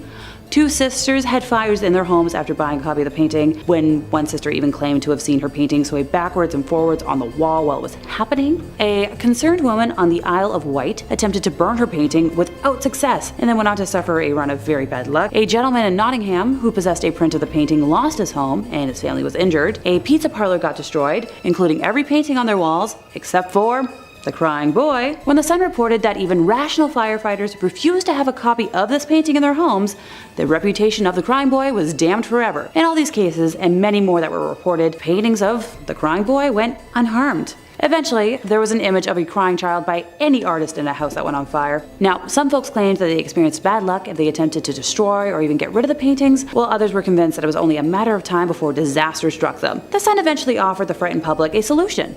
On Halloween night of 1985, hundreds of the paintings were collected together by the newspaper and burnt under the supervision of the fire brigade. So, why would this seemingly innocent series of paintings be cursed? Theories ranged from the little boy being from a Romani family who placed a curse on the artist, to others claiming that the subject of the painting had died in a fire and his spirit was trapped in the art. The most enduring story claims that the boy accidentally set fire to the studio of Giovanni Bragolin. Simply put, wherever the little orphan went, fires mysteriously followed, earning him the name Diablo or Devil. Number 5. The Book of the Sacred Magic of Abramelin the Mage. The Book of Abramelin, or more formally, the Book of the Sacred Magic of Abramelin the Mage, is an old Jewish magic text that is thought to date back at some point in the 14th or 15th century. Now, it wasn't the initial publication of this book that gave it its notoriety. Instead, it was when it was 19th and 20th century magicians who were in the Hermetic Order of the Golden Dawn, which is a British secret society dedicated to the practice, research, and upholding of old occult magic ways. But hush hush, you didn't hear that from me. One of the founders of the Golden Dawn, S.L.M. Mathers, created the first ever English translation of the book in the 1890s, drawing from a previously established 17th century French translation. Now, Mathers' translation quickly became the definite magic text of the 19th century, eventually helping inspire Aleister Crowley to inspire his system of magic, the legendary occultist and fixture of one of the best Ozzy Osbourne songs ever. That solo still goes, man. Now, there's all kinds of spells and magic inside this text. Some real highlights include spells on how to conjure somebody and turn them into a donkey, how to summon a monkey to do your bidding, that sounds great, and how to bring forth spirits to fetch you goods. The big key point in this text, however, is an epic, multi-month spanning ritual that, if performed correctly, will allow the sorcerer to commune with their own guardian angel. The book theorizes that everyone has a guardian angel and that they are another part of their essence, a spiritual other half of yourself. The ritual involves,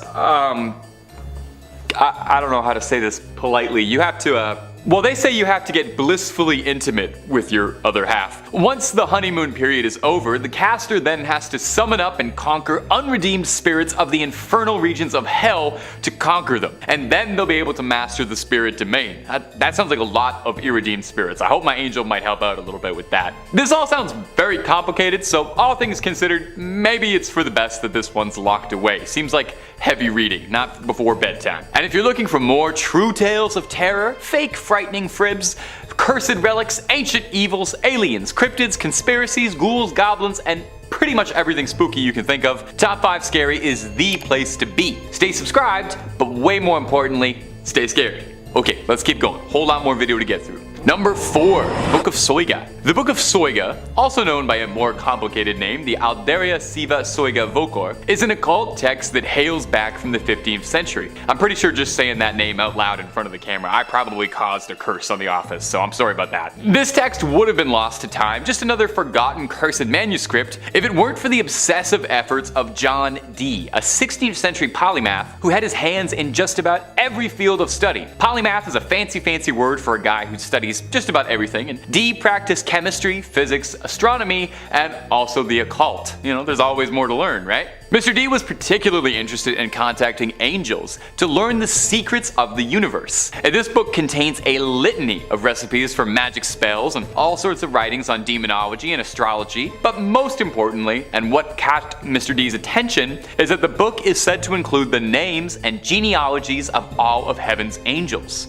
Dee believed that the book contained an ancient divine message written in a language spoken to by Adam, the true unspoiled word of God. That's a pretty big statement. Now, much like the Voynich manuscript, which I'll mention a little later in the video, so put a pin in that for now, it had 36 cryptic tables that remained undeciphered for centuries. Dee attempted at one point to crack the code with the help of a mystic who convinced Dee that he could channel the angels for him. Dee allegedly was so desperate to unlock the contents of this book that when his mystic told him it was part of the ritual that he be allowed a night with John Dee's wife, he agreed. That's the oldest trick in the book, man. The old "I'll let you talk to angels if I can go out with your wife" gamble. Ugh, can't believe you fell for it. Dee's wife would end up birthing a son, Theodore Dee, the fatherhood of which was disputed, to say the least. John Dee was never able to crack the code in his lifetime and decipher the Book of Soiga, and perhaps for the best, as it was said he was warned that man was never meant to uncover those secrets, and that knowledge would end his life. The book is now said to reside in the British Library, although digital copies are available. Read it at your own risk, and if somebody says they can translate it for you, just make sure you really read everything on the fine print in the contract before you sign that, okay? Just looking out for you. Number 3, the Grand Grimoire. That is so fun to say. This next entry has been nicknamed the Gospel of Satan. So if you're looking for an indication as to whether or not this book is, evil, there you go. They had to put that on a sticker, put it on the cover right next to the Oprah's Book Club recommendation. This book is said to have originally been written by a man possessed by the devil sometime in the 16th century. It's an infamous occult text and is said to contain dark incantations, spells and rituals, tools on how to force demons to do one's bidding, and even some instructions for a little necromancy 101 for fledgling dead raisers. It's not all brimstone and hellfire though. There are also reports on how to make pacts with spirits for personal gain, rituals to win the lottery, talk to ghosts, make yourself invisible, and even adorably, how to win love. Never heard of a demon working to help someone fall in love. Now, all that sounds cool, definitely. I know I would love to have like a little skeleton minion who could help me with chores, maybe be like my little buddy. I love playing a necromancer in Skyrim, but these things don't really work out if you don't know what you're doing. Take a look at Full Metal Alchemist, that didn't work, they didn't know what they were doing. Even opening this book is considered equivalent to selling your soul to the devil. Soon as you crack the spine, it's like signing the contract. Because of the book's nefarious reputation, the original copy of the manuscript has been sealed away inside the Vatican's secret archives, and not currently available to the public. So I don't think whatever they're listing on Amazon as the Grand Grimoire for $10 is the real Grand Grimoire.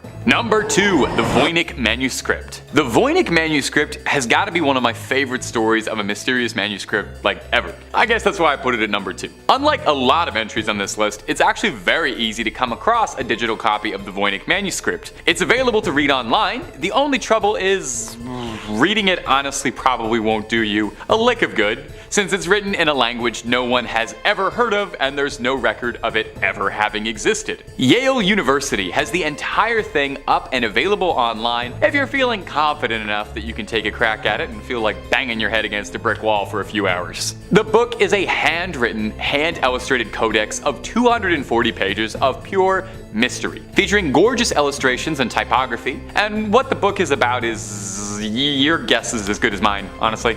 Carbon dating suggests that it stems from the 15th century, and analysis of the style of the text and illustrations within suggests that it could have been penned during the Italian Renaissance. But just about every single aspect of this thing is shrouded in mystery. We don't even know what it's truthfully called. The Voynich manuscript is the name it was given after the initial owner, Wilfrid Voynich, purchased it in 1912 and brought it to public attention for the first time. Sorry, not the first owner, I'm sure several other people owned it before him. As such, the language inside the book is occasionally referred to as Voynichese.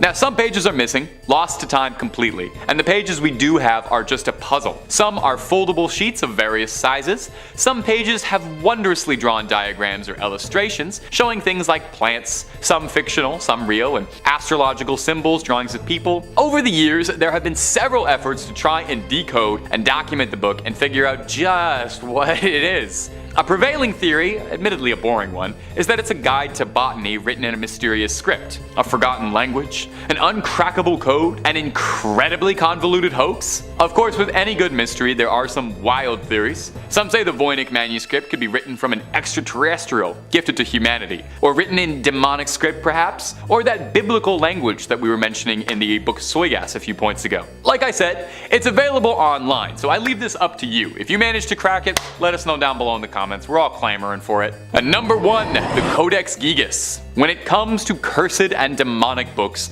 the Codex Gigas is one of the biggest ones around. Like, literally. Codex Gigas translates to giant book, which isn't exactly a scary name. When you see the size of this behemoth, it starts to make a little bit more sense. This thing is massive. 2 feet long. Now, giant, oversized, illuminated manuscripts were pretty common around the area the book was penned, but this one stood out for its immense size and the dark rumors surrounding the supposedly cursed text. Don't even try reading this thing, just lifting it will give you a hernia. That's the curse. It's occasionally been dubbed Satan's Bible due to the legends surrounding its origin. It's a good story, so get cozy. Supposedly, the legend goes that a monk by the name of Herman the Recluse, which is also what they used to call me, was condemned to death for heresy and was to be walled up alive and starved. In a desperate plea to save himself, Herman tried to convince the prior and the abbot as a whole that if he could pen a manuscript to honor God's glory, and that it would contain all of human knowledge and all of human history in one book, and if he could pen it in one night, he would be let free. The abbot agreed, thinking this was, of course, impossible. Herman wrote until midnight, wearing his fingertips down, and in a moment of desperation, made a prayer to Lucifer and asked for his eternal soul in exchange for the book's completion in order to repent for his sins. I totally get it. You know, I gotta be honest, I have done some pretty nutso stuff trying to make sure my scripts get in time for deadline. Haven't quite sold my soul to the devil yet. I usually just rail Red Bulls, but I'd probably make a similar deal under a similar deadline. Now, I don't want to poke any holes in Herman's logic here, but I will say maybe selling your soul to the devil is part of the reason you got into this mess in the first place, because that does sound a little bit like heresy, but it's not my place to judge. I'm not an archdeacon. A variation of the legend states that Herman worked for years on the manuscript, day and night, but still was unable to complete it in his lifetime and asked for the devil's assistance. Anyway, no matter the story, the legend states that Satan signed the Bible with a particularly terrifying illustration of himself. I mean, take a look at it, it's horrifying looking. The book contains a birth of information. Like they said, it was supposed to be everything humanity had attained up to that point in one big book. These days, the Codex Gigas is preserved in the Natural Museum in Sweden, where you can admire the penmanship of Herman the Recluse and his ghost author, Satan. Number 5. The Manson Blood Painting. Charles Manson was the infamous cult leader who formed a group of mostly young women, teaching them that they were the reincarnations of the original Christians and that he was Jesus Christ. Manson began using his followers for extortion, taking a music teacher, who they believed had inherited a large fortune, hostage in his home and demanding that he join the cult and turn over the money. The man maintained that they were mistaken, and Manson attacked him with a sword before having one of his followers finish the job. In the cult's most famous incident, Manson sent 4 family members to the home of Hollywood actress Sharon Tate with instructions for them to end the lives of Tate and the 4 guests who were staying with her. The next night, these family members were joined by 3 others and brought by Manson to the home of Leno and Rosemary LaBianca, where they broke in and tied up the 2 residents at Manson's instructions. He then ordered them to dispatch the victims and left. Although it hasn't been conclusively proven, the Manson family are believed to be responsible for at least 15 other deaths, with Manson himself claiming at one point that he was responsible for 35 total deaths. Manson was apprehended and remained in prison until his execution in 2017. Even while in custody, he maintained a dedicated group of admirers, and after his death, his ashes were scattered at his funeral, and an admiring artist gathered some of them up. The artist, Ryan Almighty, then used their own blood in order to paint a picture of the cult leader, using Manson's real ashes to fill in the eyes on the portrait. Many people who see the painting report it having a charged feeling, and many people refuse to look into the eyes of the Manson painting out of fear for what could happen. It doesn't have too much of a reputation for being haunted, but come on. If ever there was a painting that was begging to be haunted or cursed, it would be the one made with the actual human remains of Charles Manson. This painting should be destroyed or locked away in the Warrens Museum just to be safe. Why wait until more creepy activity is linked to this disturbing painting? Number 4. The Hanging Man. This haunted painting is actually linked to a haunted photograph, making it twice as haunted as some of the art on this list. It all started when a photographer named James Kidd took a seemingly innocuous photo of a wooden cart next to a barn.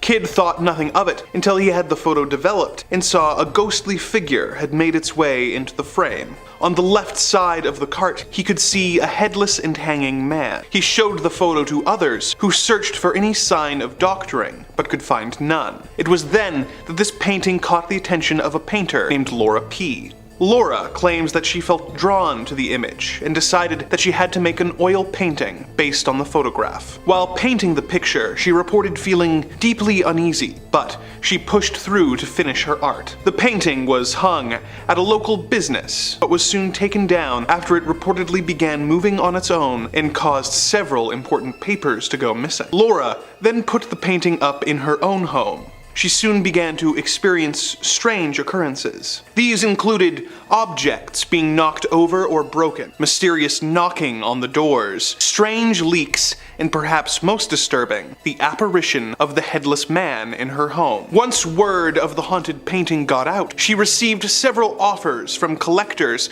to buy the painting. She has so far refused, claiming that she is afraid of what the painting could do in the homes of others. If this is truly the only thing preventing her from getting rid of this painting, which is apparently causing her to see headless ghosts, perhaps the right move is to give the painting to the Warren Museum, who, if nothing else, would know what they are signing up for, and could take it off of her hands. Number 3. The John Wayne Gacy Clown Paintings. John Wayne Gacy was the notorious serial murderer operating out of Chicago from the late 60s until the late 70s. He would lure victims into his home with the promise of illicit substances. He would then trick the young men into putting on a pair of handcuffs, claiming that he was going to demonstrate a magic trick. He would then force himself on them, hurt them for his own amusement, and then finally asphyxiate them before hiding their remains in his crawl space. In the 11 years that he operated, he was responsible for the deaths of over 33 people, for he was arrested on December 21st, 1978, and sentenced to execution by lethal injection.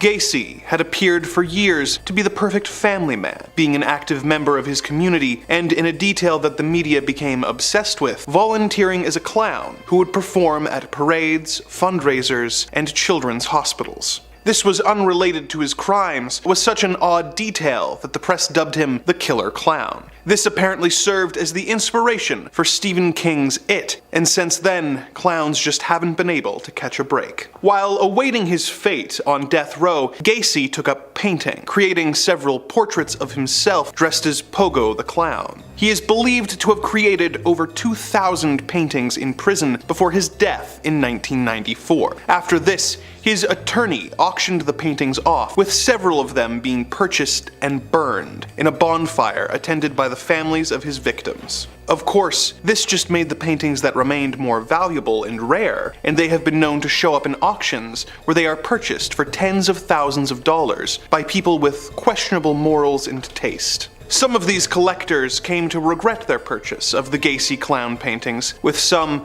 claiming to experience vivid nightmares and visions of Gacy's crimes and victims sitting at the foot of their beds after having looked at the paintings for too long. If such claims are genuine, then perhaps it would be better to take these disturbing paintings and have them locked in the deepest, darkest corner of the Warrens Museum, to prevent them from doing any harm to the people who come across them. Number 2. The Anguished Man. The tale of this rather disturbing-looking painting is strange and steeped in mystery. Every scant piece of information we have on it is more unsettling than the last. The painting of a featureless man who seems to be screaming was apparently painted by a deeply troubled artist who mixed his own blood with the paints in an effort to get the right shade of red. Not long after completing it, the artist took his own life, and the painting found its way into a woman's care. She kept it for many years, but claimed that once she put the painting up, her and her family began to see a dark, shadowy figure roaming about the house. At night, they would hear strange sounds like footsteps and crying. The woman took the painting down and kept it locked in her attic for 25 years until she died, leaving the painting to its current caretaker, Sean Robinson. Sean had been warned by his grandmother that the painting was haunted, but he thought little of it. Robinson kept the painting in his basement for about a decade before rediscovering it and putting it up.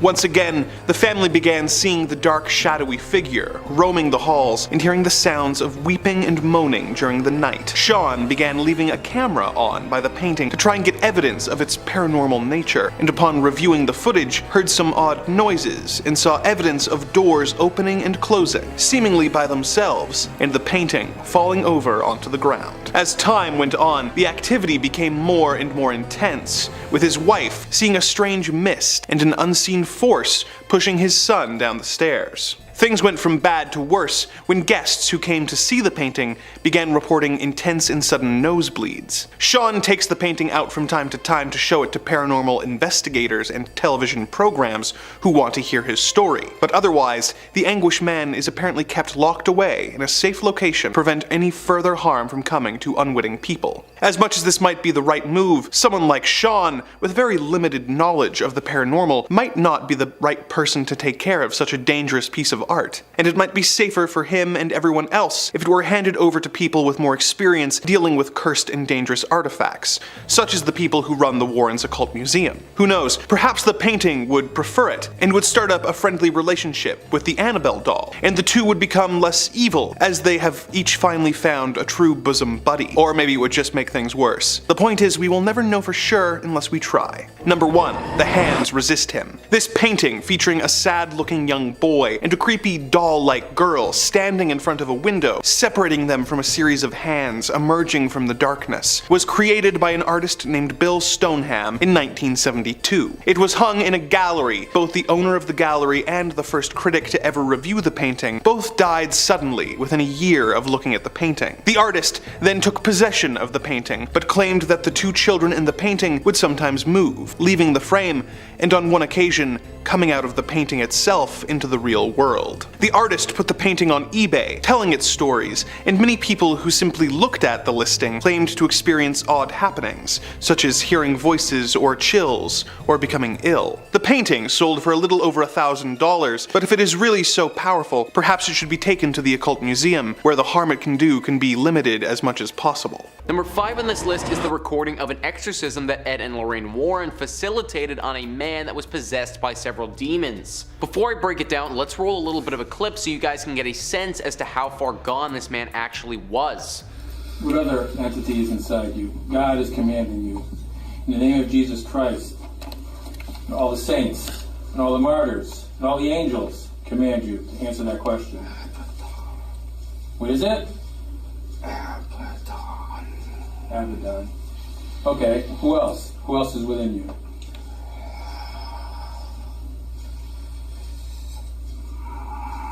Answer the question.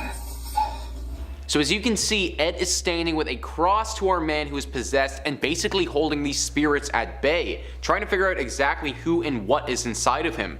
He mentions two names in that clip, Avatar and Maveth, two very inhuman and demonic names. He also isn't acting even remotely okay in this video. Clearly there's an inner battle going on between this man and the demons that are inside of him. Later in this clip, when the man was asked why these demons were inside of him, this is what he responded with. Why are you in Roberto? Why are you there with Roberto? Jesus Christ doesn't like demonic spirits within a human spirit. Jesus Christ hates demonic spirits to be within a human being. You know that? You hate Jesus, huh? The man clearly says that the demons are in him for power and that he hates Jesus Christ. Incredibly chilling stuff, if you ask me. Number 4 on this list is a clip from another exorcism that Ed and Lorraine were present at. In this video, we're going to see a priest performing the exorcism, and the biggest takeaway that I got from watching this recording was simply how far gone this person who is being possessed actually was. Let's roll the clip. This is the exorcism part right here. You'll see the spittle come out of his mouth.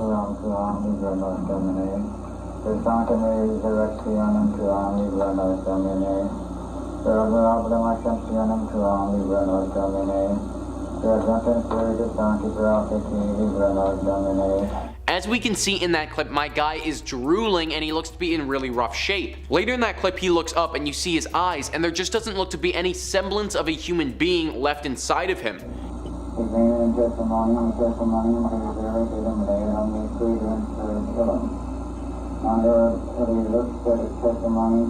He looks completely gone, as if there's no soul present in his body. Apparently, he was the target of regular demonic possessions and had to employ Ed and Lorraine's help to try and get the demon out of him. I can't even imagine being so possessed to the point where I'm drooling and seemingly not in control of my thoughts. Really scary stuff. Number 3 on this list is a clip of Ed Warren talking to a poltergeist in a family home. Apparently, this family has been haunted by this ghost for quite some time and have now had to enlist the help of the Warrens to free them from its clutches. In the first clip, Ed is going to be asking the ghost to knock on the walls of the home to answer his questions. Are you a boy? The mother leans against the kitchen table, her hands in full view as Ed continues asking questions. You want the people in this house to move? 1 knock for yes, 2 for no. Yes. Okay. As you can see, the mother's hands are in full view of the camera and no one is making the knocking sound. This ghost has also revealed itself to be a young boy who wants this family to get out of his presumed home. I also think that the mother's reaction is extremely chilling and genuine when she says that they tried and they couldn't sell. The clip gets even more chilling as it goes though. And you to reveal your identity. Next, Ed decides to confront the poltergeist alone. Give me some sign.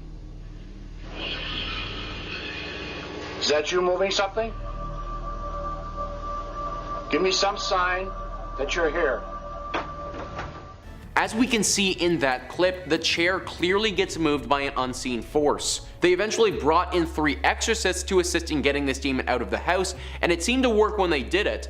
However, Ed and Lorraine both admit that sometimes an exorcism can only work to quiet down a ghost, and that it can sometimes come back several months or even years later. Number 2 on this list is some raw footage from an exorcism that Ed and Lorraine performed on a Buddhist monk. This was posted on their official YouTube channel roughly a year ago, and it's pretty jarring. Let's roll the first clip. I'm here to help you. I'm here to help you, Teresa. I'm here to help you. Please, Teresa. Please. Think of your mother, Teresa. Do you see your mother? No, you see your mother. Your mother. She spoke in English, Ed.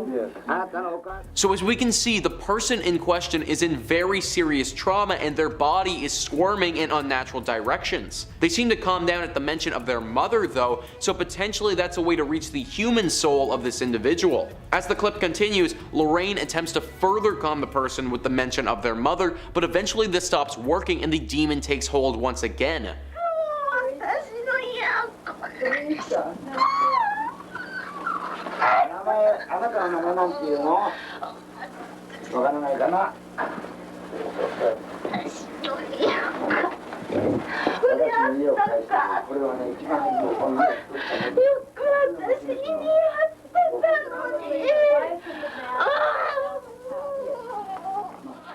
The person is in full distress now, rolling all over the ground, and it seems as if their entire body is in agony. They also don't seem to be making any sense with what they're saying, just strange, unsettling noises. The clip doesn't inform us at the end if the couple were successful in their endeavor to get this person free of this demon, so sadly, we're just left with the horrible image of them demonically twitching on the ground. Number 1 on this list is from the Enfield Poltergeist. Now, this story is one of the most famous Ed and Lorraine Warren tales and inspired The Conjuring based on how terrifying it was. If you aren't familiar with this case, then it was centered around a home that had paranormal activity happening from 1977 to 1979. Furniture moving, levitation, and demonic possession, those all took place. Potentially the scariest thing to come out of it though was a recording captured of the demon speaking.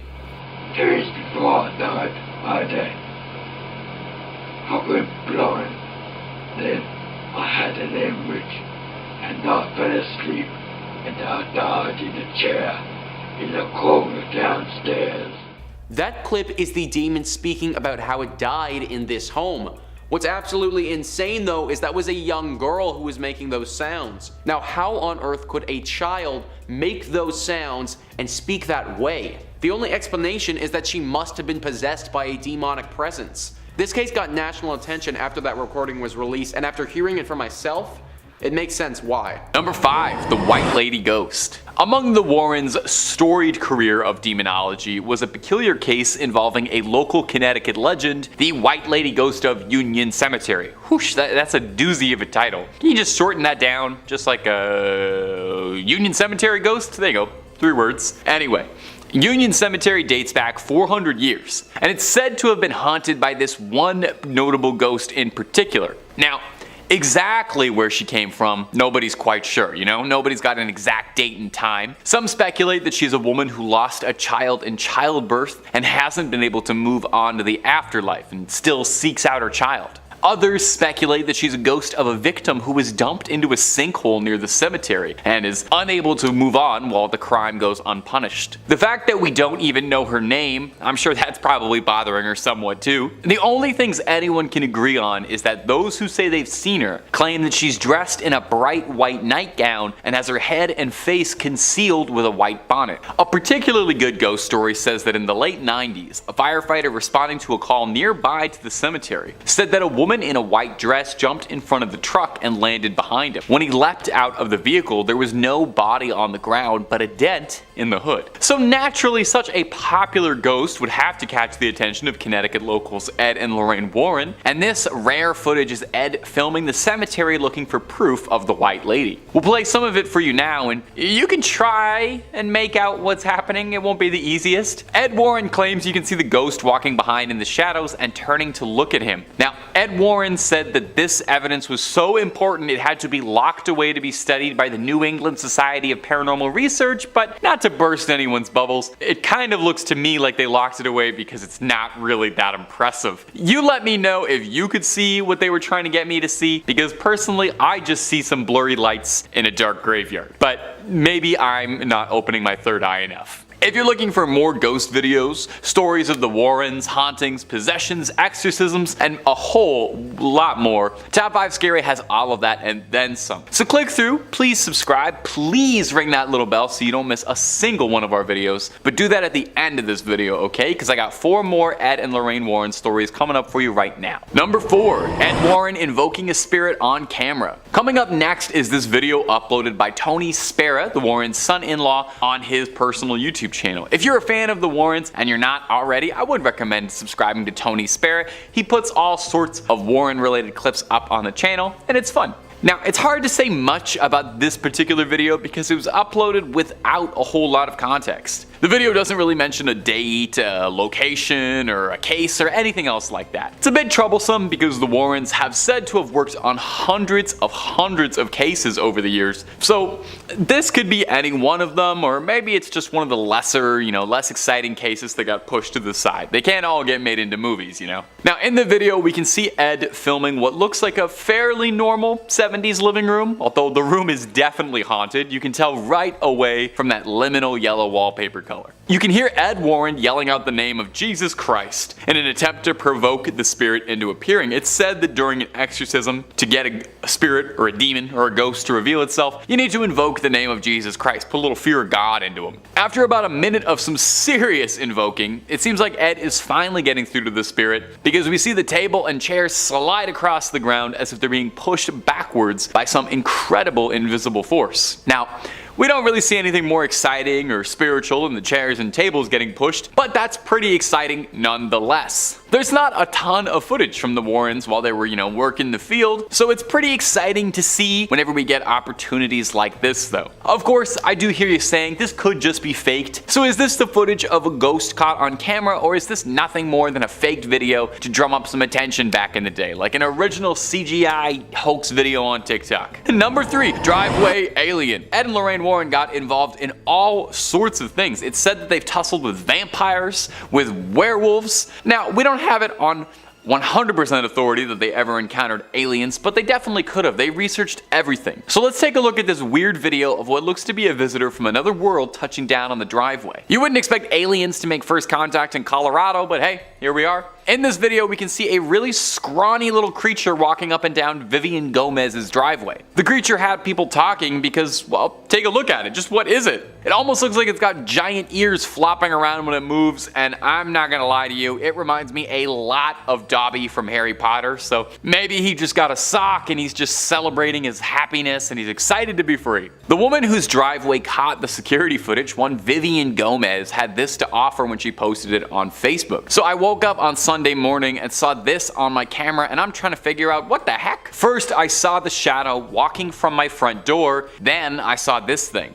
Has anyone else seen this on their cameras? The other 2 cameras didn't pick it up for some reason. Sadly, her security camera only films for about 10 seconds or so, so this is the only footage that she was able to capture of this mysterious driveway creature. Gomez clarified for everyone that whatever it was wasn't her son. Okay, we weren't thinking that, but now we're definitely not thinking that, because she doesn't let him out by himself that late, although that opens up a lot of questions. She saw something strange running around her driveway at night and considered the possibility that that might be her son. Like I said, I'm pretty sure the most likely possibility is that this is a freed house elf excited for the future, or a very confused alien. Could be an alien that just touched down. Maybe a Terminator traveling through time. That's why it looked naked. Gang, you let me know what you think what this mystery monster could have been down below. Number 2, Jharkhand. Coming up next is a clip out of India that went viral last year and captured the attention of paranormal enthusiasts, alien hunters, and skeptics alike. I like when you can get everybody all in together and like that. You see something weird on camera, we're like, is this an alien? Is this a ghost? Is this a demon? I'm not sure, but let's all take a look at it. A strange humanoid-like figure was spotted walking across the road in India, confusing everybody. Whatever it was filmed walking alone steadily on a bridge at night in Jharkhand in eastern India, staggering around through the night. Now the thing looks human, and my brain initially is like, yeah, that's a human. But the more you look at it, the more you start to wonder if maybe, just maybe, this might have crawled out of something. This creature is gangly, and it has these long arms and long pale white skin and very skinny, and it looks like something out of Silent Hill. Motorcyclists were swerving out of the way of this figure, which stops and stares at them for a bit before continuing to stroll onwards. Now naturally, this got people talking, because it's not every day you see a terrifying pale figure like that. More than a few people suggested that it could be an alien walking around the streets at night, explaining why it seems so confused. Others suggested that it could be a ghost, which would be pretty spooky. I would say it does seem like it's physically present. It seems like it's physically on the road, so I'm not 100% that it's a ghost. And finally, there's the realists who have suggested that this could just be someone who had a long night and is lost and on all the substances right now, just trying to get a good night's sleep. As far as I know, no one has cracked this case, certainly not Ed and Lorraine Warren, so we may never have a satisfying answer. And number 1, the Buddhist exorcism. It wasn't just the United States where Ed and Lorraine Warren worked on their cases. If there was a call for it, the Warrens would do their best to answer. Plus, I don't know, I feel like if you only hunt ghosts in one country, then you're missing out on just so many good demons and ghosts out there. If you're a fan of the channel, and I hope you are, then you know by now just how many amazing, interesting regional monsters, myths, and cryptids there are all over the world. You can spend your whole life battling demons, but have you ever gone toe to toe with an Oni or a yokai, something like that? Well, maybe that's why the Warrens decided to take a trip out to Japan in the early 2000s. Maybe they wanted a vacation and a change of pace, or maybe they were looking to challenge themselves. They set out to Japan to investigate these allegedly haunted tunnels, where a number of people were reported to have died in. Ed was a World War II Navy veteran and had spent a lot of time around Japan and was fascinated in their culture and the things that he had seen while stationed there. Of course, hardly a vacation, because while they were there, they were asked to participate in a Buddhist exorcism of a young woman named Teresa who'd become the unwilling host to a litany of demons. They were aided by a group of Buddhists during the exorcism, which is probably a change of pace from their usual ordained Catholic ministers. In the clip, we can hear Lorraine doing her level best to try and cast the evil out of the young girl's body. The clip is a bit hard to watch, and that's coming from someone who watches ghost videos literally every single day of his life. You're watching someone writhe around screaming in what looks like agony. But hey, luckily they were being tended to by the experts. Ed and Lorraine Warren spoke very highly of the Buddhist monks helping them as well, saying they were cut from a different cloth. I'm not sure if that's a pun or not. I feel too, if they ever start running out of ideas for the Conjuring movies, they should definitely start sending the Warrens international. Conjuring in Japan, I already feel like that's a good premise for a movie. Or maybe, and bear with me here, the Conjuring movies should get way more wild. We already know they're only based on true stories, they're not real stories, so just have them fighting Godzilla or whatever. I would love to see Ed and Lorraine Warren try and exorcise Godzilla. You let me know who you'd love to see Ed and Lorraine go toe to toe against. I'd want to see what they could do with Freddy Krueger too, personally. Number 5. Satanic Worship Idol. Before we dive into the strange footage of the satanic idol, let's talk about its odd and terrifying backstory. The story of the idol begins in 1991, near Ed and Lorraine's home. There was a lost deer hunter wandering through the area, and after hours of finding no discernible landmarks or ways home, he came face to face with an odd and captivating discovery. In front of him was a large, raised rock formation consisting of circular rocks and a strange being standing in the center of the altar. The hunter, as I believe most of us would be, felt quite uncomfortable and uneasy about this discovery. So he began making his way back to his car, but on his way, he turned to his side and noticed an elderly man with dark eyes dressed in a fully black suit walking in perfect step with him. The two hadn't shared a word, and the hunter became more anxious with each hollow step he took, still not sure of the way out of the woods. The hunter cautiously turned over to the strange man, and with a deep breath he asked, "How do I get out of here?" The strange man lifted up a frail hand and pointed towards a small overgrown path. The hunter turned to see a small pathway and then turned back to the man to thank him, but upon glancing, the man was nowhere to be seen. He disappeared as quickly as he had appeared. The hunter escaped the forest, but was so perplexed and intrigued by the strange encounter that he decided to contact none other than Ed and Lorraine Warren. Now, here's where a new, hardly known fact is revealed. Ed and Lorraine almost always investigated reports armed with a camera to capture any footage that they may have missed and for review. Ed and the hunter located the altar, and in a moment of what can only be described as white audacity, Ed removed the demonic doll from the altar and brought it back to the museum. In the footage, the strange elderly man can be seen lurking in strange corners of the screen, materializing in random positions throughout the footage. The video recording also cuts out frequently, and strange humming noise can be heard along with the glitches. Ed and Lorraine kept the footage under wraps due to the effects that the doll had on Lorraine. And if you'd like to find out more about that reasoning, check check out our video on cursed artwork in the Warren Occult Museum. Number 4.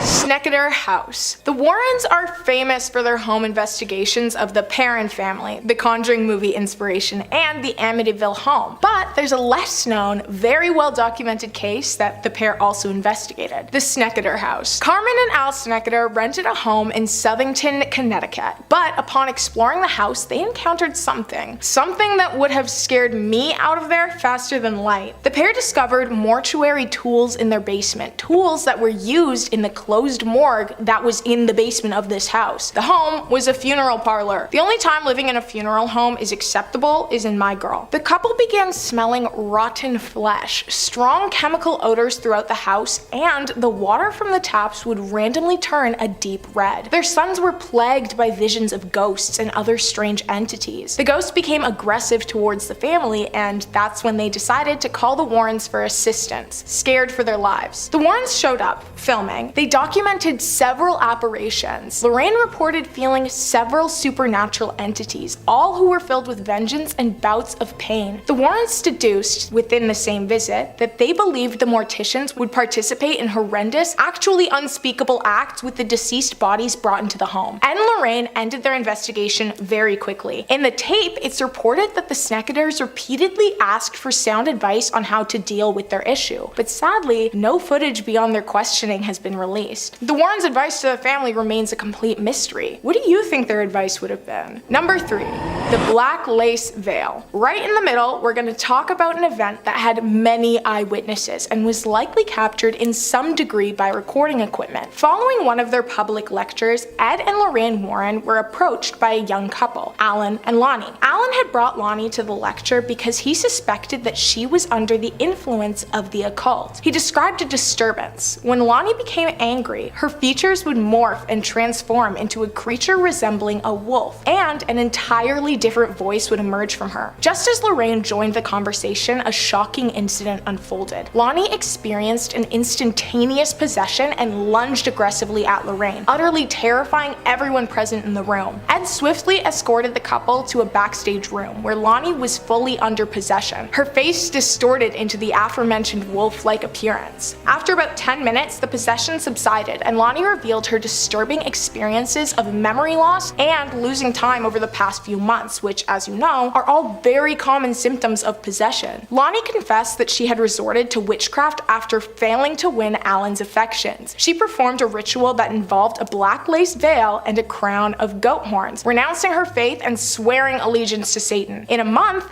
Alan began showing interest, but the demonic entity had gained entrance into her life. Ed knew that Lonnie needed an exorcism and contacted a priest who arrived the same day. During the exorcism, the entity within Lonnie screamed in protest, but was eventually separated from her, vowing to return to another. The Warrens took the black lace veil, goat horns, cup, and conjuring book for safekeeping to prevent repossession. However, the story of the veil didn't end there. Months later, during a meeting with another woman who manifested multiple personalities and inhuman entities, her gaze landed on the black veil. She clutched it, her features transformed, and she became an inhuman spirit. Ed, armed with blessed water, banished the demon a second and final time. Both of these events are said to have been captured on a tape recorder, as the Warrens frequently recorded their lectures. Number 2. The Haunted Pearl Necklace. The Haunted Pearl Necklace is also referred to as the Pearls of Death. This jewelry's effects are pretty obvious. The necklace is known as one of the most dangerous items within the Warrens Occult Museum, so yeah,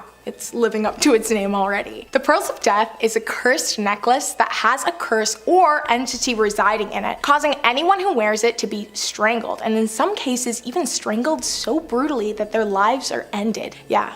Death by a necklace. I'm starting to rethink my stance on that gorgeous blue diamond necklace. If you know, you know. It's an inside joke. Only my faves know what I'm talking about. One of their former owners commonly reported being choked while wearing them, even waking up with red marks on her neck after sleeping in them. The pearls are also extremely difficult to remove. Well, they're difficult to remove from the living. Ed and Lorraine Warren kept these pearls heavily guarded and surveyed, and if you're like me, the word surveyed raises excited alarm bells. That's right. right. Within the museum, several security cameras are placed, which not only protect the artifacts, but also monitor any strange activity. In one surveillance clip, which was privately distributed by an anonymous source who had regular access to the museum, revealed a myriad of strange activities surrounding the pearls. The video captures the pearls vibrating ever so slightly before a small light emanates from them, and a dark shadow quickly shifts towards the ground, as though it was water flowing out of the pearls. These events repeated night after night, typically around 4:24 a.m., with the effects being weaker the further away they get from the stated time. Whether Ed and Lorraine were aware of the footage being leaked to a select group of people, they never addressed it. They didn't even deny it. I suppose they figured ignoring the footage completely would decrease the interest in it, and hey, they were right. I'd never heard of it until now. Number 1. White Lady of Union Cemetery. You guys know how I feel about the naming. Come on, be more creative. The White Lady? Guys, just please try a little bit harder. Anyway, the White Lady is the name of the ghost that haunts the Union Cemetery in Connecticut. The legend surrounding her origin varies, but there are several points that consistently align to create an accurate backstory. She's thought to be the ghost of Harriet Seeley, who searches for her deceased son throughout the graveyard. It is also widely agreed that she wears a bright orange dress. No,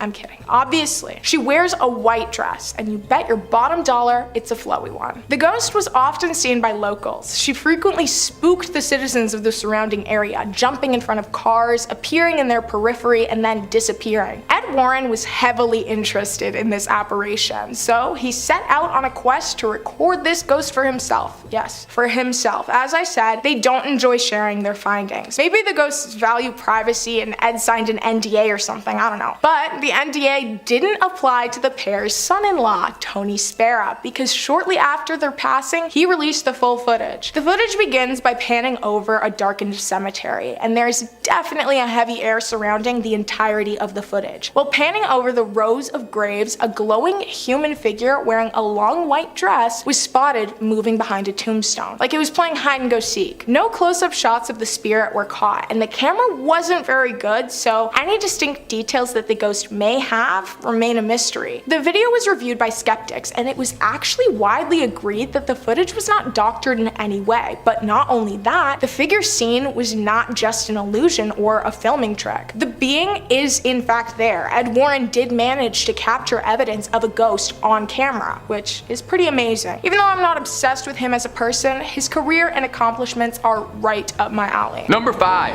Hopkinsville. In 1955, two families in Hopkinsville told a story that would go down in infamy to UFO enthusiasts. They claimed that not only did they see a flying saucer soar right above their property, but that they engaged in a firefight against extraterrestrial invaders. Master Chief would be so proud. Let's take a listen to this wild story. So night was falling over Kelly, a rural area outside of Hopkinsville, Kentucky, in the summer of '55. Billy Ray Taylor, and that's the most country name I've ever heard in my life, was taking a trip to the family well, and at the time he was staying with Glennie Lankford at their farmhouse alongside the Sutton family, who had all left the carnival life. And a quick aside before I get too distracted here, a bunch of carnival workers fighting aliens is absolutely the plot to a great direct-to-VHS 80s movie, I'm sure. Anyway, Billy Ray was outside gathering water when he saw a bright light shoot across the sky. Now Billy Ray swore he saw a saucer above zipping through the clouds and landing behind a patch of trees. He told everybody back at the farm about a round metallic object with rainbow-colored streaks trailing behind it.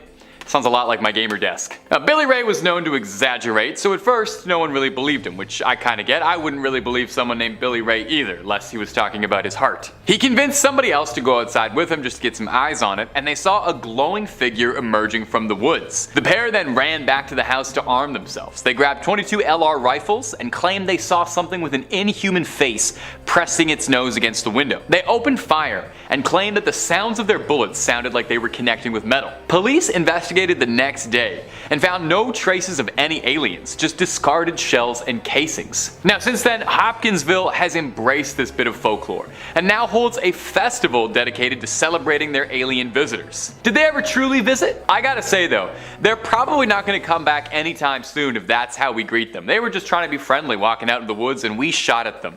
Ain't that human? And if you're looking for more terrifying tales of extraterrestrial horror, cryptids, ghouls, ghosts, and goblins, well, Top 5 Scariest, the place for all of that and then some. So stay subscribed, and more importantly, stay scared. but also stay listening because we got a lot more video to go. Number 4, the Men in Black. Our next encounter comes from a Redditor posting his story. His name is user UberoBob, and he details a bizarre encounter with the fabled Men in Black. No, not like the movies, but this is a stranger than fiction. The Redditor describes being 26 years old in the summer of 2007. He was living at his parents' house at the time, and it was a stormy night, and he was staying in playing World of Warcraft. Awesome way to start a horror story. Makes me, well, a lot more believable for me. He was finishing up one of the longest chain quests in the game, the opening of Ankaraj, if there's any Azeroth heads out there, and the internet went out. And if you know anything about that quest line, you know how much that would devastate you. The Redditor was frustrated and beaten down, and he tried to investigate the internet to see if there was anything he could do to fix it, figuring it was knocked out by the storm. He then heard a smashing knock at his door. When he went to see who it was, he saw 3 incredibly tall, pale men dressed in all black suits, one of them holding a folder and another holding a device that looked like a Geiger counter. He opened the door and the man in front greets in a low, monotone voice. He asks the Men in Black what's going on, and they tell him that they need to check the water from the house's faucet. He's kind of confused, but he says sure, and from here all the lights in his house shut out, like pitch black, he says. The Men in Black tell him to stay calm. They turn on flashlights in their breast pockets, and as the light shines over the tallest one, the Redditor swears that he saw through the man's face, and saw a metal face underneath it. A moment later, the tallest says, "It's begun," and the Geiger counter begins going haywire. The Redditor says he felt excruciating pain all over his body and his vision beginning to blur, as he only sees white coming over him. He describes seeing his memories flash through him quickly, seeing the earth above the sky, and then feeling like he's falling, and then waking up in his bed drenched in sweat, thinking it was all just a terrible dream. Except when he checks the date on his computer, it's been a week since he was last awake. And when he checks inside his closet, the Geiger counter from before is there. So whatever happened, happened. But what happened? And who were they?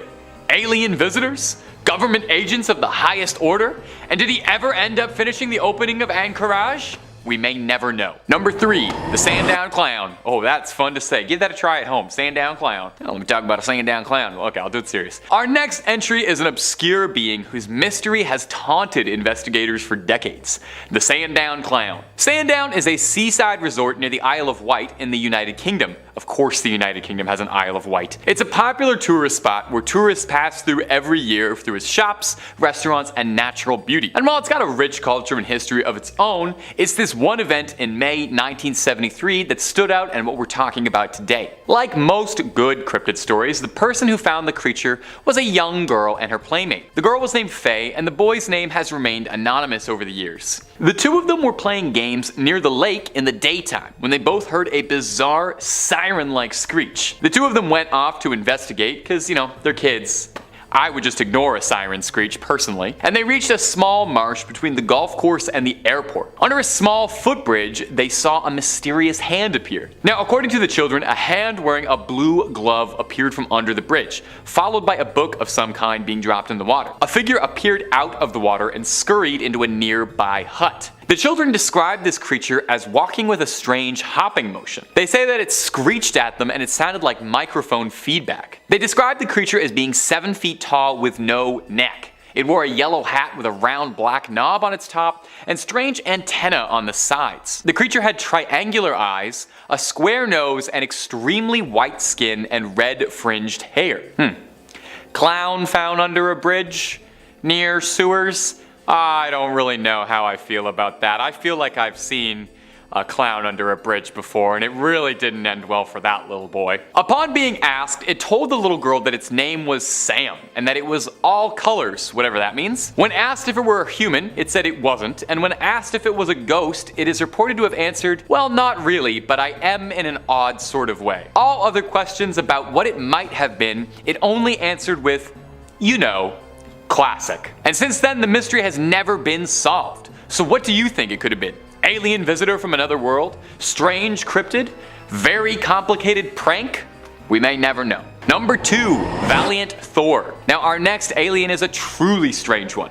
It starts as a UFO sighting and gets a lot weirder. according to the account in a 2001 book, Stranger at the Pentagon. On March 16, 1957, someone identifying themselves as Valiant Thor came forward to the White House and introduced themselves as an envoy from the planet Venus. Now, normally you would not expect someone like that to get very far at all, in fact, not even get past the gate. But in Mr. Valiant Thor's case, allegedly this was enough to get him meetings with several high-profile members of the US government, going all the way up to President Eisenhower and Vice President Nixon. The author Frank Stranges shares a report from Harley Andrew Byrd, a man who worked a high-clearance position at the Pentagon that was involved with Project Blue Book, the Air Force program dedicated to UFO research. Well, Byrd's department received a police report about somebody who'd been arrested in Virginia, who had proclaimed himself a space emissary, and instead of tossing him in an asylum, he was taken to the Pentagon immediately. Byrd's account says that Thor landed in 1957 and spent a few years meeting various high-level officials all around the country. Presidents, world leaders, Elvis Presley, so on. The author Frank Stranges claims that he met Thor in 1959 at the Pentagon in the winter, beginning with Thor showing the men a shimmering garment that looked like sunshine made from alien materials. Oh, that just sounds delightful. He told them he was sent to Earth to protect humanity from annihilating themselves. And if you're watching this video, we haven't currently annihilated ourselves just yet from nuclear proliferation, so maybe Valiant Thor helped us out more than we realize. I know it's pretty fantastical, it's an out-of-this-world story, so let me know what you think. Fact or just total fiction? And finally, at the #1 spot is the Flatwoods Monster, a creature that has long since thought to be an alien in origin, and not a cryptid as some have said, and one of my favorite cryptid stories of all time. The Flatwoods Monster was first sighted in West Virginia because of course it was. That's where all the weird stuff lives in the United States. West Virginia is nothing but beautiful mountain landscapes and cryptids all the way down. John Denver left all that part out of his music. The Flatwood Monster was described as being 10 feet tall and roughly 4 feet wide. It's described as being more mechanical in nature than it's organic, kind of a Darth Vader deal going on. Its most notable feature is its giant head, 2 gigantic glowing eyes, described as either bright red or bright green, and it's got a big cowl in the shape of a spade behind its big old head, making it look like an alien vampire. Its body was armored with thick vertical pipes, and it's got spindly little arms. It's my favorite little part. The first ever sighting of the Flatwood Monster was in the 50s, 1952 to be specific. 3 boys saw something flailing out of the sky hitting the ground nearby. The boys went home and one of them told their mother that they thought they'd saw something fall from the sky, maybe an asteroid. And it's always a great idea to bring your mom if you think you're gonna go check out an alien. She'll know what to do. They gathered a small search party, just in case, and the group sought out to the farm where the object landed, and eventually made their way to the top of the hill, where they saw a large ball of fire and smelled some mist that was making their eyes burn. A person in the search party then noticed that there were 2 bright glowing green eyes that were floating around in the trees, and he flashed his light to unveil what was hiding in the dark. They were then treated to a full view of the Flatwoods Monster in all of its glory. The creature then hissed at them and flew upwards into the night, never to be seen again. Now, over the years, detractors have claimed that the Flatwood Monster could just have easily been the darkness, playing tricks on susceptible young eyes, and it might have just been a barn owl, and I do kind of see that. It's got a similar enough face shape, but I feel like the size would be hard to misunderstand, plus the mist that was making everybody's eyes burn. I don't know many owls that produce mist, and what fell from the sky. If you ask me, Flatwood sounds way more like it's an alien than it does that it's a barn owl. Number 5, the Donovan House Ouija debacle. If I've said it once, I've said it a million times. Leave Ouija boards alone. But yeah, here goes. Let me set the scene for y'all. 15-year-old Patty Donovan came across the Ouija board and decided to use it to find a friend. And from the first yes in response to her queries, Patty was hooked. She spent months falling in love with a spirit she believed to be in love with her, telling it private details about her everyday life. After a year of telling all of her secrets to the board, on the evening of March 2nd, Patty now pleaded for the spirit to manifest. And the next morning, Patty and her dad both found their cars damaged in such a way that wasn't humanly possible. Later that week, other incidents of apparent vandalism occurred around the house, such as, foundation shrubs being yanked to the ground, roots and all. On the roof, a 6-foot cast iron pipe housing electrical wires was found bent at a 90-degree angle. That doesn't happen. On Friday, March 8th, Patty's dad marked one flat on the kitchen calendar, and no sooner did Patty get her car back from the shop than one of her other tires lost air. The next day, Saturday, her father made the same entry on on the calendar, although this time it seems like the tire had been, slashed. In the meantime, Patty could no longer raise her invisible boyfriend on the board, having no idea that her ethereal beau actually manifested in the form of a supernatural vandal. By the second week of March, material damage to the house and cars had become so troublesome that her dad complained to the police. Now when they arrived, he pointed out the destruction, and the police assured Ted, they'd keep an eye on the property during night patrols. Later that second week, after work one night, Ted and his wife Ellen were sitting in the kitchen with their son Brian when all three heard something smash against a wall somewhere inside the house. Cautiously moving to investigate, they found a gaping 18-inch hole in the plasterboard wall in Brian's room. But it wasn't just like a regular, hole. Instead, the jagged edges of the plasterboard were pointing inward, with the blow coming from inside the walls. Listening in the dark that night, Ted heard the sound of a board being pried loose, but after checking the entire house thoroughly, found no loose boards. The house was further plagued by loud noises every night that only escalated in frequency and volume, along with further unexplainable damage to the walls. On April 1st, furniture began to levitate in the worst April Fool's Day joke of all time, with a 250-pound dresser flinging its contents while flying erratically. Rocks had also begun to rain from the sky, pelting only the Donovan house, which the police bore witness to. Ted eventually broke down at work and explained the horror of his home to his supervisor, who urged him to reach out to the Warrens. Ted instead tried moving his family into a hotel first, and the spirits followed the family there, destroying the room and making so much noise that the family was thrown out of the hotel and forced to return home. Finally contacting Ed and Lorraine, they arrived in Maine as quickly as they were able to, finding the home in complete disarray. Lorraine originally said nothing, although at the time she sensed in the home the presence of entities so numerous and threatening that she had to fight with herself to keep from running outside. After a lengthy tour of the house, Ed and Lorraine conducted an interview with the entire family, where Patty's history with the Ouija board was finally revealed. The Warrens then contacted the Catholic Church to begin the process for an exorcism to be granted, which sadly took about a month. After the exorcism took place on May 2nd, the family was finally free of the demonic torment, but left with over $5,000 in damages, which would be over like 30 grand in today's money. Honestly, it's already such a perfect horror movie story. I'd pay to watch that in theaters. Number 4, an object open to interpretation. So what appears to the innocent eye as nothing but a long black spike, perhaps left over from like a construction project of sorts, holds quite the history of sadness and evil doing. Being the oldest item listed today, its history dates back to its use in the 1700s. Now, while the name of the witch it belonged to has been lost to time, the spike was originally used in a black mass ritual in an attempt to summon Satan himself to this world. The witch we're speaking of had attempted to curse the stake over the course of her pregnancy, hoping that it would become strong enough to take the soul of her womb in exchange for the devil. During the ritual, she plunged the stake into the flesh as sacrifice, but while it strengthened her relationship with Satan, it didn't succeed in bringing him to earth. The stake was passed down as a family heirloom, bringing a feeling of longing and sadness to any that held it, until it was finally acquired by the Warrens. While the details of this particular artifact may be a little less detailed than other tales on our list today, I truly think there's a story there that could be adapted very well into the current Conjuring universe. But let me know in the comments what you think. Number 3, the White Lady of Union Graveyard. This specific cemetery where the original case took place is located near Stepney Road in Easton, Connecticut, and dates back to the 1700s. The ghostie in question is the elusive White Lady, popularized partially thanks to Ed Warren having an obsession with her, and possibly catching footage of her. Some believe she is Harriet Seeley, whose young son passed shortly after being born, and Harriet herself passed soon afterwards. Legend believes she may have died in hopes of, finding her son, and still wanders their final resting place, searching him out. Others believe she is the ghost of a woman from the 1940s who killed her husband and later herself and is doomed to wander the graveyard. Her physical description is the one thing that remains consistent. She is a young woman wearing a white dress with dark hair, which is kind of what I looked like yesterday.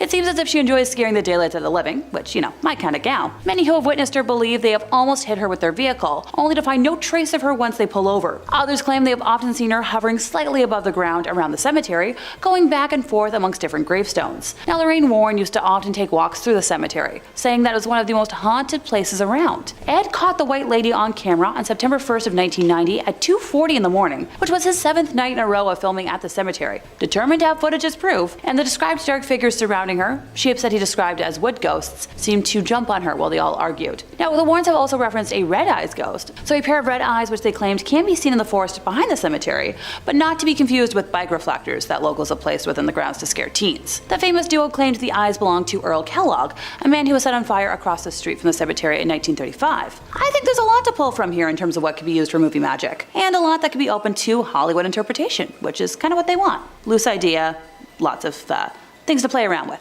Number 2, the Conjuring Mirror.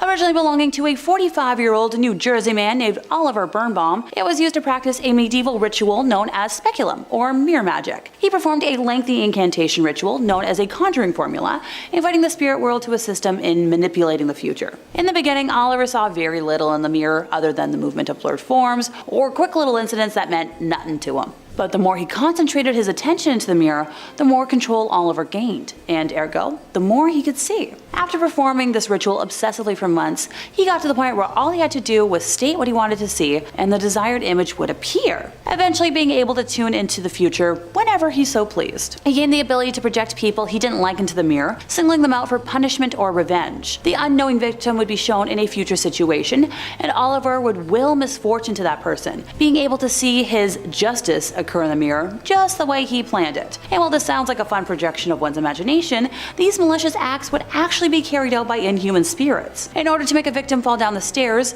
a spirit would either momentarily disorient the person, pour some grease on a step, or go so far as to give the victim a psychokinetic push. Eventually, Oliver neglected the part of the ritual where he had to give homage to Satan, and as a result, the evil he proposed for others began to occur to him, along with the spirits that he turned loose on his enemies now, infesting his own home instead. After about a week of torment, this man was so terrified that he called a prominent Catholic official and begged him to send a demonologist to his house. When the Warrens arrived at the address, they met a man frightened out of his wits, and rightfully so. Doors were opening and closing by themselves. Every minute, something would crash or break or bounce off a wall and smash. Ed was able to reverse the ritual originally enacted by Oliver and bless the house, stopping the disturbance. As the Warrens were about to depart, Oliver insisted they take the mirror with them, and the 5-foot-tall antique now lives in the museum. I can already picture the visuals that could come out of a movie based on this case.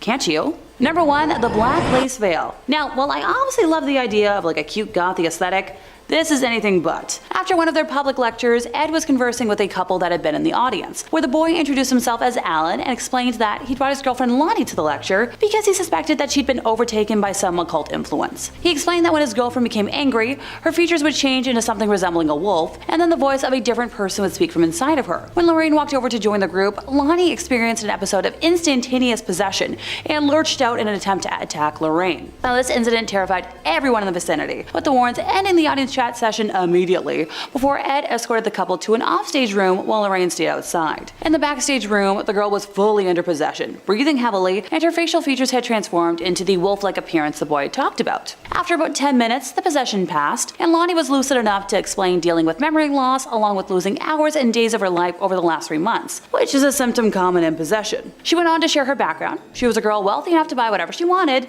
but money can't always buy love. Originally, her now boyfriend Alan had refused all of her advances and bribery attempts at becoming hers, and she resorted to visiting a store prominent in selling tools to help with witchcraft, purchasing there a book on the black arts, and later that night performing a ritual for acquiring lovers. This ritual involved, you guessed it, the black lace veil, on top of which she placed a crown of goat horns before renouncing God and her baptism, along with swearing allegiance to Satan, finalizing the ritual by washing down the vow with a cup of animal life force. You know, simple stuff you can just get at the grocery store. About a month after Lonnie performed the ritual, Alan began paying her the attention she craved, making her entitled world perfect. What she hadn't counted on, however, was that she was in debt to the demonic, having given them permission to enter her life. Ed knew immediately that Lonnie would have to undergo an exorcism as soon as possible, and made contact with the priest the next morning, who was able to come assist with the procedure. Upon arrival, the priest insisted on testing the spirit, just to make sure everything was, as he was told. He instructed Lonnie to close her eyes and slowly count to 20, while his assistant stood behind her and placed a cross 6 inches behind her head. The entity possessing the girl suddenly went wild, screaming, "Take it away, it burns, take it away."